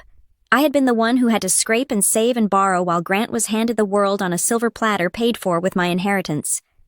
I thought about Aunt Joni, sitting in that diner, terrified of her own sister. I thought about my grandfather, Walter, who had wanted me to have a choice. I took a sip of tea. It was hot and bitter. I wasn't doing this for revenge. Revenge was hot. Revenge was screaming matches and thrown vases. This was something else. This was a correction. I was balancing the ledger, and on Tuesday morning, inside the glass walls of the Blue Crest conference room, the Whitman family was finally going to learn that you cannot spend credit you do not have forever. The audit was finished, the bill was printed, and I was the one coming to collect. Monday morning began not with a coffee, but with an assault on my character. I had arrived at the Blue Crest offices at 7:30, preparing for the upcoming disciplinary hearing. By 8 o'clock, a notification popped up on my screen. It was an email marked High Importance. The sender was Grant Whitman. The recipients included Harlan Voss, Miles Carver, Dana Kilpatrick, the entire HR department, and crucially, my parents' personal email addresses. The subject line read, Formal Complaint. Conflict of interest and extortion regarding Harper Rodriguez. I opened it. My heart rate remained surprisingly steady. I had expected noise. I just hadn't realized how loud it would be. Dear Executive Team, Grant wrote, It breaks my heart to have to write this, but I can no longer stay silent. The recent audit conducted by Ms. Rodriguez is not an objective review. It is a retaliatory attack stemming from a personal family dispute regarding my upcoming wedding. Furthermore, I am attaching evidence that Ms. Rodriguez attempted to extort a percentage of the vendor fees in exchange for her silence. She is not the auditor, she is the architect. Attached were 3 image files. They appeared to be screenshots of a text message conversation between Grant and me. In the first image, a contact labeled Harper wrote, If you want me to sign off on the Keen invoices, I need a 20% cut. I have bills to pay. In the second image, Harper wrote, Don't make this hard. Grant, I know how to hide the money. Just wire it to my account and I will clear the vendor list. I stared at the screen. The fabrication was breathless in its audacity. He wasn't just defending himself. He was trying to nuke my career from orbit. He was betting on the idea that the accusation alone would be enough to muddy the waters, to pause the investigation, to give him time to breathe. My office door opened. Miles Carver walked in. He was holding a tablet and looking distinctly unimpressed. Did you read it? Miles asked, leaning against the doorframe. I did, I said. I assume I do not need to tell you that I never sent those texts. Miles chuckled dryly. You don't need to tell me anything. I have eyes. He walked over and placed the tablet on my desk. He had the screenshots pulled up in a forensic image analyzer. Your brother is many things, Miles said, but a graphic designer is not one of them. Look at the alignment of the text bubbles. The timestamp font is Arial, but the message body is Helvetica, and if you look at the metadata, he tapped the screen. The original file was created in a photo editing program at 3 o'clock this morning. He didn't even scrub the layer history. We can literally see where he pasted the text over an old conversation about potato salad. Potato salad. Apparently, you asked him to bring potato salad to a barbecue 3 years ago. That was the base image, Miles said. He replaced potato salad with wire fraud.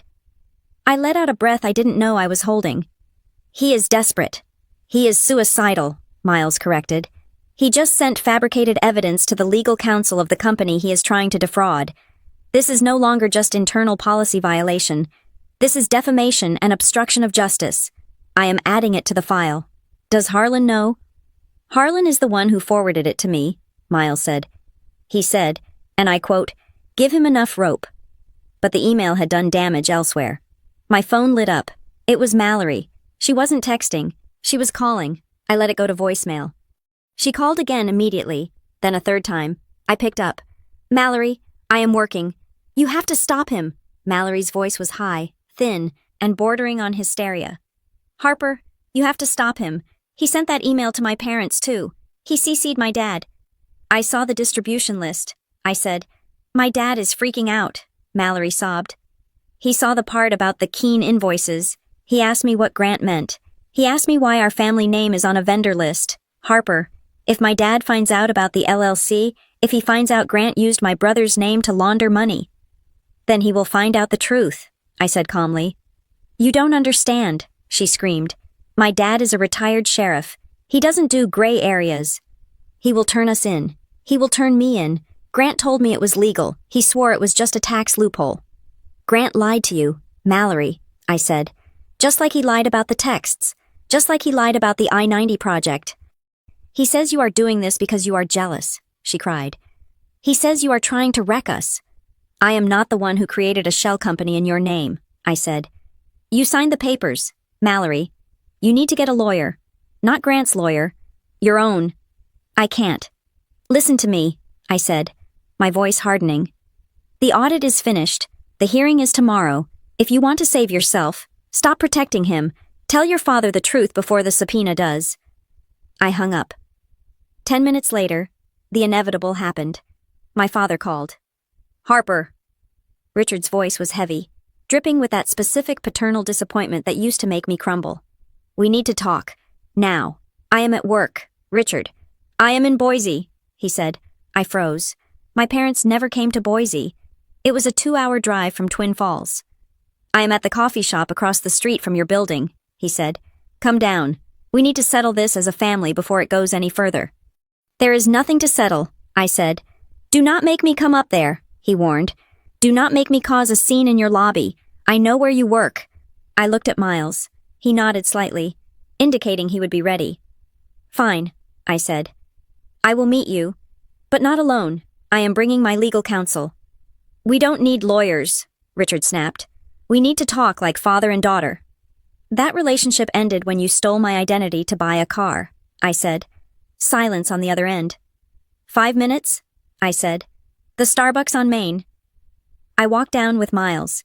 He stayed a few tables away, visible but not intruding. A silent sentinel in a gray suit. My father was sitting at a corner table. He looked older than I remembered. His face was flushed, his hands gripping a paper cup so hard the cardboard was buckling. I sat down opposite him. I didn't take off my coat. You look tired, he said, trying for a soft opening. I am busy, I replied. What do you want? Grant sent us the email, Richard said, leaning in. He says you are demanding money. Harper, I know you have had a hard time. I know you feel overlooked, but blackmail. This isn't you. You believe him, I said flatly. Of course you do. You believe the man who photoshopped a text message over the daughter who has never asked you for a dime. He showed me the texts, Richard insisted. Why would he lie? Because he stole $42,000 from his employer, I said. Because he embezzled money to pay for the wedding you are so proud of. He is borrowing against his future earnings, Richard hissed, slamming his hand on the table. People turned to look. He lowered his voice. He is under pressure. He made a mistake. But you are escalating it. You are bringing in lawyers. You are freezing accounts. He looked at me with genuine anger. The car loan, he said. The bank called me this morning. They said the account is frozen due to a fraud alert. Do you have any idea how embarrassing that is? I have had that car for 2 years. I make the payments mostly. It is in my name, Richard, I said. You forged my signature. That is a felony. It was a necessity, he argued. My credit was overextended because we helped Grant with his down payment. We needed a vehicle. You had the credit score. We are family. What is mine is yours. What is yours is ours. That is how it works. No, I said. That is how you work. You take from me to give to him. I reached into my bag. I pulled out the folder Joni had given me. I placed the trust fund withdrawal slip on the table. August 2005, I said. The Walter Sullivan Trust. $60,000. Richard's face went white. The anger drained out of him, replaced by a sudden, terrified recognition. Where did you get that? He whispered. It doesn't matter, I said. You stole my college fund. You took the money Grandpa left for me, and you gave it to Grant so he could go to prep school. You let me scrub toilets and stack books until midnight to pay for a degree that was already paid for. He stammered. It was a reallocation. Grant needed the structure. You were always so strong. Harper, you didn't need the help. He did? I didn't need the help. I laughed. A harsh, jagged sound. Or did you just not care if I drowned? I did what I had to do for the family, he said, his voice rising again, desperate to regain control. And now you are going to destroy it, for what pride money? If you go through with this hearing tomorrow, if you get him fired, he will lose everything. Mallory will leave him. He will be unhireable. Is that what you want? To destroy your brother? I am not destroying him, I said. I am just turning on the lights. I am your father, he said, switching to a command tone. I am ordering you to drop this. Go back to that office. Tell Mr. Voss it was a misunderstanding and withdraw the report. If I don't, what? I asked. You will cut me out. You already did that years ago. You will badmouth me. You already do that. I stood up. I have the car loan fraud documented, I said. I have the trust fund theft documented, and I have the IP logs showing that Grant used your computer, in your house, to spoof an email framing me for embezzlement. Richard stared at me, his mouth slightly open. If you threaten me again, I said, leaning down so our faces were level. Or if you try to contact my employer again, I will hand every single one of these papers to the district attorney, and you won't just lose your car, you will lose your freedom. I turned and walked away. Harper, he called after me, his voice cracking. Harper, please, he is your brother. I didn't look back. Miles fell into step beside me as we exited the coffee shop. That, Miles said quietly, was effective. It is not over, I said. Grant knows the email didn't work. Richard failed. He is cornered. What does a cornered rat do? Miles asked. He tries to chew through the walls, I said. We went back to the office. The day dragged on. The tension on the 4th floor was palpable. Grant's door was closed. I could see his silhouette through the frosted glass, pacing back and forth. At 5:30, most of the staff left. I stayed. Harlan stayed. The IT security team stayed. We were waiting. At 6:15, the alert came. I was in the server room with the head of IT. We were watching the real-time access logs. User G. Whitman requesting access to secure drive finance archives. Access denied. He is trying to get into the backups, the IT director said. He wants to delete the invoice history. User G. Whitman requesting access to user JRE's workstation. Access denied. He is trying to wipe Jonah's computer remotely, I said. Then, the escalation. User G. Whitman attempting administrative override. Password attempt 1. Failed. Password attempt 2 failed. Password attempt 3. Failed. He is guessing admin passwords, Miles said from the corner. He is literally hacking his own company. He thinks if he deletes the files, there is no case, I said. He doesn't understand that we mirrored the drive yesterday. On the screen, a red banner flashed. System alert. Unauthorized intrusion attempt. Account locked. Session recorded. Got him, the IT director said. Grant had just signed his own death warrant. He hadn't just embezzled. He had now committed corporate espionage and attempted destruction of evidence. I looked at the screen. The log was scrolling, capturing every keystroke of his panic. I pulled out my phone. I sent a text to Harlan Voss. Harper, he took the bait. The attempt is logged. He is locked out. Harlan, excellent. The hearing is at 9. Get some sleep. I walked back to my desk to pack up. As I passed Grant's office, the door flew open. Grant stood there. He looked disheveled. His tie was loosened, his hair wild. He was staring at his phone, then at his dark computer screen. He looked up and saw me. For a second, I thought he was going to lunge at me. His eyes were wide, rimmed with red, filled with a hate so pure it was almost physical. What did you do? He whispered. My password isn't working. I can't get in. It must be a glitch, I said, my voice cool and detached. You should probably go home. Grant, you have a big day tomorrow. You locked me out, he hissed. You blocked me so I couldn't fix it. There is nothing to fix, I said. The numbers are the numbers. I will kill you, he said. It wasn't a scream. It was a low, trembling mumble. I will fucking kill you. That, Miles Carver said, stepping out from the shadows of the hallway, holding his phone up, is a threat of violence against an employee. I have recorded it, and I am calling building security to escort you off the premises. Grant looked at Miles, then back at me. He realized, finally, that he was outnumbered. He realized that the charm, the smile, the family failure narrative, none of it worked here. He grabbed his coat and stormed past us, shoving his shoulder into the doorframe as he exited. I watched him go. For the first time in my life, I didn't feel the urge to run after him.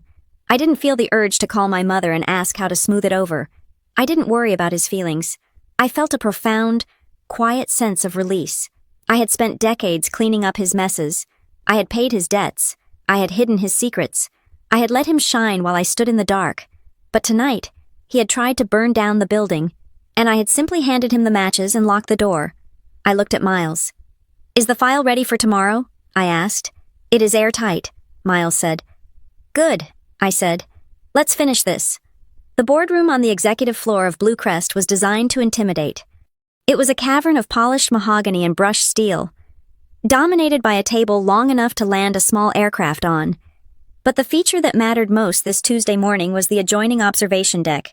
It was a small, soundproofed room, separated from the main chamber by a large pane of one-way glass. I stood in the dark of that observation room, my arms crossed, watching the stage I had set. Inside the boardroom, the tribunal was assembled. Harlan Voss sat at the head of the table, his face carved from granite. To his right was Dana Kilpatrick, the head of compliance. To his left, Miles Carver, the general counsel, and the chief financial officer, a man named Henderson, who looked like he hadn't smiled since 1998. At 9 o'clock precisely, the double doors opened. Grant walked in. He was wearing his best suit, a charcoal three-piece that he usually reserved for board presentations. He walked with a bounce in his step, a frantic, over-caffeinated energy that tried desperately to mimic confidence. He carried a leather portfolio, doubtless filled with excuses he had stayed up all night fabricating after being locked out of the server. "Good morning, everyone," Grant said, flashing a smile that didn't reach his eyes. He pulled out a chair without being invited. "I assume this is about the budget discrepancies I've been trying to get into the system to clear that up. Some sort of glitch locked me out last night." "Sit down, Grant," Harlan said. He didn't look up from the file in front of him. Grant sat. He looked around the table, his smile faltering slightly as he took in the stony expressions. "Look, I know how this looks. The quarter was chaotic. I moved some buckets around to cover operational expedited costs. It is standard agility. We are not here to discuss agility," Dana Kilpatrick said. She pushed a stack of papers across the polished wood. "We are here to discuss theft." Grant laughed. A short, nervous bark. "Theft. Come on, Dana. That is a heavy word. I admitted I was creative with the client development budget, but Keen Event Logistics," Miles Carver interrupted, his voice cutting through the room like a razor. Grant froze. The color drained from his face so fast, it was like someone had pulled a plug. "We have the Articles of Incorporation," Miles continued, tapping a finger on the file. "We have the wire transfers totaling $42,000, and we have the vendor approval logs authorized by your login credentials. That is a legitimate vendor," Grant stammered. "They handle specialized venue scouting." "We spoke to the registered agent this morning," Miles said. "Mallory Keene," Grant winced. "We have her on the line," Miles said. He pressed a button on the speakerphone in the center of the table. "Ms. Keene, are you there?" Mallory's voice filled the room. It was thick with tears and trembling with panic. "I am here.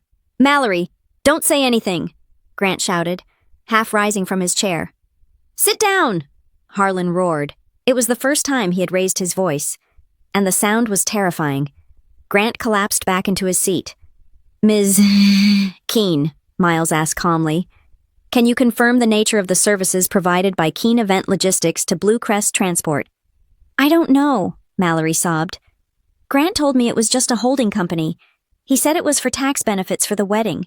He said he needed an entity to process his bonus early. I didn't know he was billing the company for work we didn't do. I swear, my dad is going to kill me." "Thank you, Ms. Keene," Miles said. He cut the connection. Grant stared at the phone. His fiancée had just disowned his narrative. The silence in the room was heavy, suffocating. "She is confused," Grant whispered. "She doesn't understand corporate finance."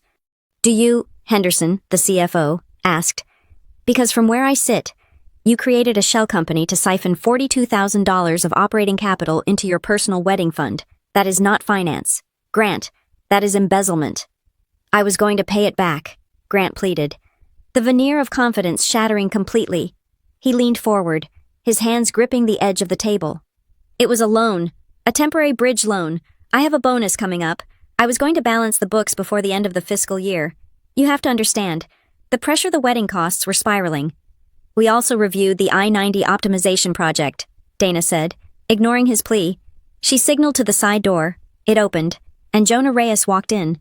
The young analyst looked terrified, but he held his head up. He didn't look at Grant.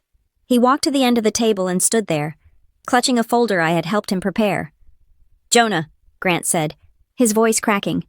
"Buddy, tell them. Tell them we worked on that model together. Tell them how I guided the strategy." Jonah took a deep breath. "Mr. Whitman instructed me to email the raw Excel files to his personal drive," Jonah said, his voice shaking but clear. "He told me that if I spoke to upper management, I would be fired. The code in the model is mine. The timestamps prove I did 140 hours of work. Mr. Whitman did 20 minutes of formatting." "You little ungrateful rat," Grant hissed. "I hired you. I gave you a chance." "Mr. Reyes," Harlan said gently. "Thank you. You may go." Jonah practically ran out of the room. Grant was sweating now. Visible beads of perspiration were rolling down his forehead. He loosened his tie. Okay, fine. I cut some corners. I took credit. Everyone does it. It is the culture you want to fire me for being ambitious. Fine. Give me a severance package and I will sign an NDA. We can all walk away clean." Harlan looked at Miles. Miles smiled, a cold, predatory expression. "We are not quite done," Miles said. He projected an image onto the wall screen. It was the email from H. Rodriguez. Consulting. Net. The fake invoice. Attempted wire fraud. Miles read. $12,500. Solicited using a spoof domain, traced to a residential IP address in Twin Falls. Grant stopped breathing. He stared at the screen. "And," Miles continued, clicking a remote, the screen changed to the server logs from the previous night. The red banners of access denied filled the display. "Attempted destruction of evidence," Miles said. "Computer trespass. Unauthorized use of administrative credentials. You tried to wipe the server. Grant, you tried to delete the logs." Grant looked around the room, his eyes wide and frantic. That wasn't me. My account was hacked. "We have video of you entering the building at 6:10 in the evening," Dana said. "We have video of you leaving at 6:35, right after the intrusion attempt was blocked." "This is a setup," Grant screamed. He stood up, knocking his chair over. "This is her. It is Harper. She is doing this. She has been out to get me since the engagement party. She is jealous because I am the success, and she is nothing. She planted this. She is the hacker. Harper Rodriguez is an independent auditor acting on the instructions of this board," Harlan said, his voice ice cold. "She has conducted herself with absolute professional integrity, which is more than I can say for you." "She is a snake," Grant yelled. He was pacing now, wild gestures, spit flying from his mouth. "She manipulated all of you. You are going to take the word of a bitter divorced failure over your top regional manager." "Former manager," Harlan corrected. "What?" Grant stopped. "You are terminated," Harlan said, "effective immediately, for cause, gross misconduct, fraud, embezzlement, corporate espionage." "You can't do that," Grant whispered. "We are also filing a civil suit to recover the $42,000, plus the cost of the investigation," Miles added. "And regarding the identity theft of your sister and the use of your parents' computer to commit wire fraud, we are handing that file to the district attorney." Grant looked like he had been shot. "The police. You tried to frame an innocent woman," Harlan said. "You tried to destroy her career to cover your incompetence. We do not tolerate predators at Blue Crest." Grant stood in the center of the ruin of his life. The silence stretched out, long and unbearable. He looked at Harlan. He looked at Dana. He looked at the empty chair where Jonah had stood. Then, slowly, he turned his head. He looked directly at the mirror. He couldn't see me. I knew that. The glass was reflective on his side. He only saw his own terrified, sweating face, but he knew. He knew I was there. He knew I had watched every second of it. His expression shifted. The fear remained. But underneath it, a deep, burning hatred curdled his features. He didn't look like my brother. He looked like a trapped animal realizing the cage was locked. "Harper," he mouthed. He didn't say it out loud. He just formed the shape of my name. "Security is waiting outside," Harlan said. "They will escort you to your car. Do not return to this building." Grant stared at the mirror for 1 second longer. Then he turned and walked out. He didn't take his leather portfolio. He walked with a slump, the bounce gone, the energy extinguished. I let out a long breath. My hands were gripping the arms of my chair so hard my knuckles were white. It was done. I walked out of the observation room and entered the boardroom. Harlan looked up. "Are you all right?" "I am fine," I said. My voice was steady. "We will proceed with the filings this afternoon," Miles said. "The police report will be submitted by 5. "Thank you," I said, "for handling it cleanly." "He did it to himself," Dana said, gathering the files. I have never seen someone self-destruct so completely. I left the building shortly after. The winter sun was blindingly bright on the snow. A stark contrast to the gloom of the boardroom. My phone buzzed. I expected a hateful text from Grant, or a screaming voicemail from my mother. Instead, it was a message from Aunt Joni. "Joni, they are all coming to my house tonight. Richard, Colleen, Grant, Mallory. They want to hold a war council. I told them they could come, but only if we put everything on the table. No more secrets. I want you to come. Harper, please, let's finish this." I stared at the screen. A family dinner. The traditional setting for all our dysfunctions. Usually, I would avoid it. I would hide in my house and let them spin their stories. I would let them paint me as the villain while I nursed my wounds in silence. But not today. Today, I had the truth in a briefcase. Today, I had the backing of a billion-dollar corporation and the law. Today, I wasn't the failure. I typed back, "Harper. What time, Joni? 7. "Harper, I will be there." I got into my car. I didn't go home. I drove to the lawyer's office I had hired the day before. I needed to pick up one last document. Grant thought he had lost because of a glitch. He thought he had lost because of bad luck. Tonight, I was going to show him, and my parents, exactly why they had lost. I wasn't going to yell. I wasn't going to cry. I was going to do what I did best. I was going to restructure the family dynamic, and this time, there would be no golden parachute for the liability. The driveway of my Aunt Joni's house was covered in a thin sheet of fresh ice. It was 7 o'clock in the evening. The windows of the small, single-story home glowed with a warm, deceptive yellow light. From the street, it looked like a postcard of suburban domesticity. Inside, I knew. It was a courtroom. I parked my car next to my father's SUV, the one I was legally paying for but had never driven. I took a moment to check my reflection in the rearview mirror. I did not look like the woman who had stood in the corner of the Snowglass Lodge a few days ago, holding a glass of water and hoping to be invisible. I looked sharp. I looked ready. I walked up the path and opened the door without knocking. The living room was crowded. My parents, Richard and Colleen, were sitting on the floral sofa, their postures stiff and defensive. Grant sat in the armchair in the corner. He looked awful. The arrogance that usually defined his features had dissolved, leaving behind a pale, sweating face and eyes that darted around the room like a trapped animal. Mallory sat on a wooden chair near him, but not next to him. She was crying silently, twisting a tissue in her hands. Aunt Joni stood by the fireplace. She looked terrified, but she was standing straight. "Harper is here," Joni said. Her voice wavered, but she didn't retreat. "We can start." "This is ridiculous," my father snapped, standing up.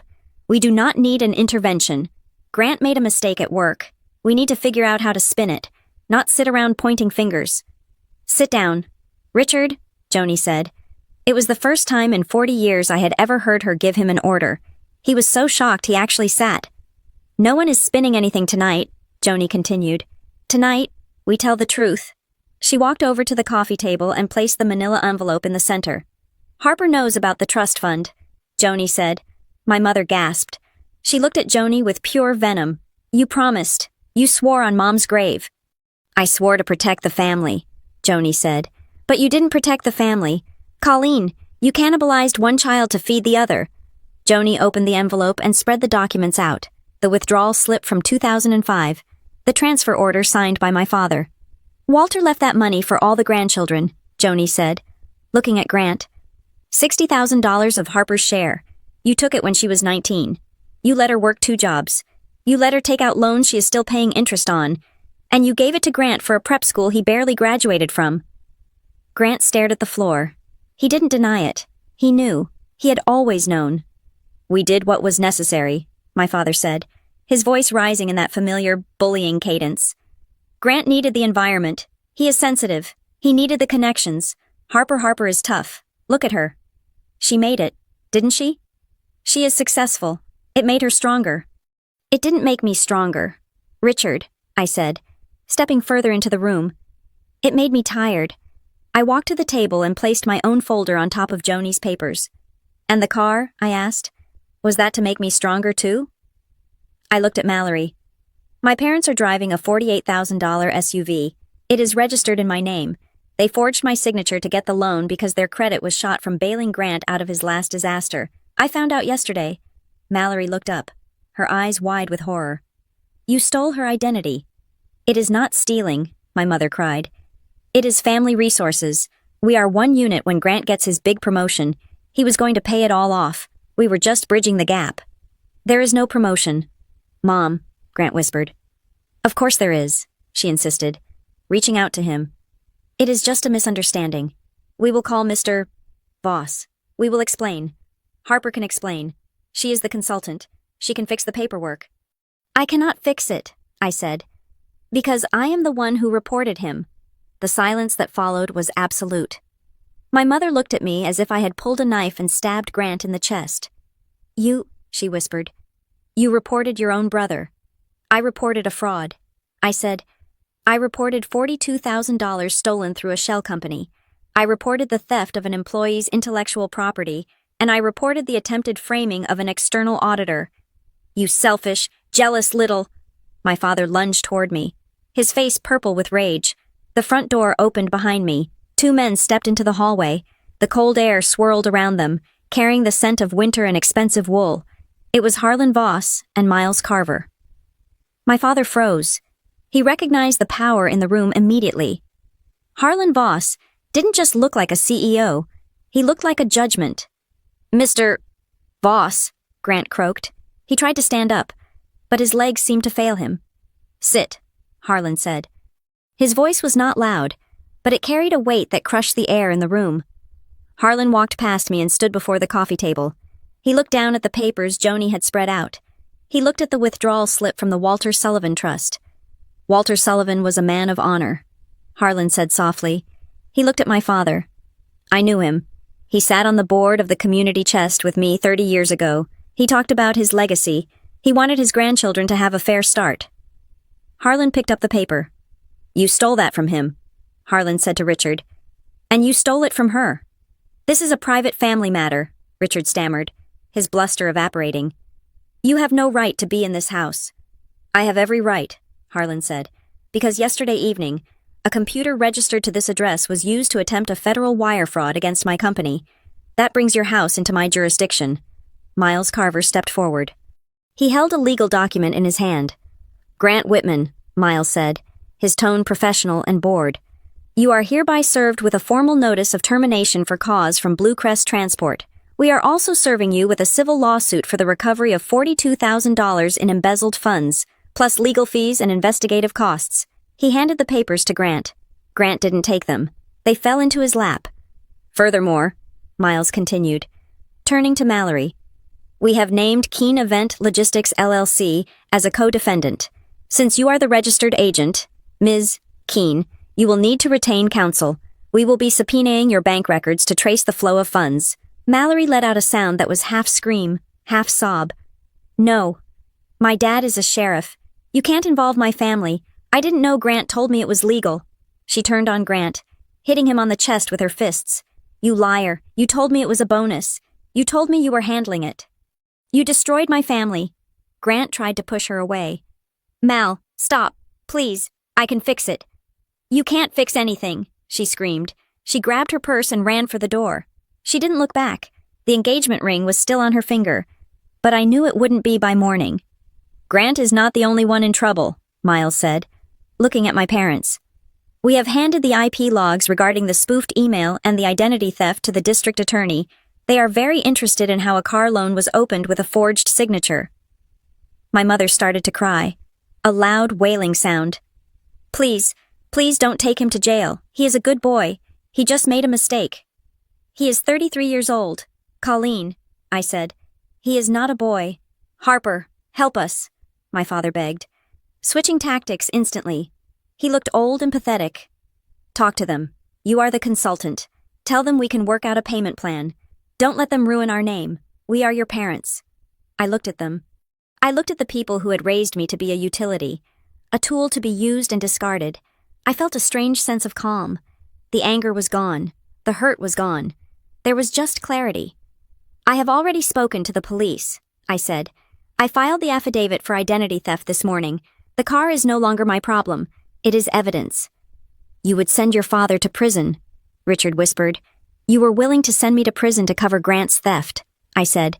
You let him use your computer to frame me. You didn't care if I lost my career. You didn't care if I lost my freedom. You only cared that Grant didn't get caught. I turned to Harlan. Is there anything else, Mr. Voss? No, Harlan said. He looked at Grant, who was slumped in the chair, weeping into his hands. Grant wasn't sabotaged. Mr. Whitman, he was recorded. Every keystroke, every lie. He built his own cage. Harlan turned to me. I will wait in the car. Harper. He and Miles left. The door closed, leaving a heavy silence in their wake. Grant looked up. His eyes were red and swollen. Harper, he said. His voice was a rasp. Harper, please, I am your brother. I have nothing. Mallory is gone. The job is gone.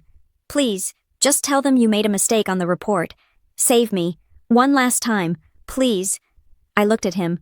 I remembered the little boy I used to pull around in a wagon. I remembered the teenager who laughed when I had to wear thrift store clothes because he needed the new uniform. I remembered the man who stood in the Snowglass Lodge and introduced me as a failure.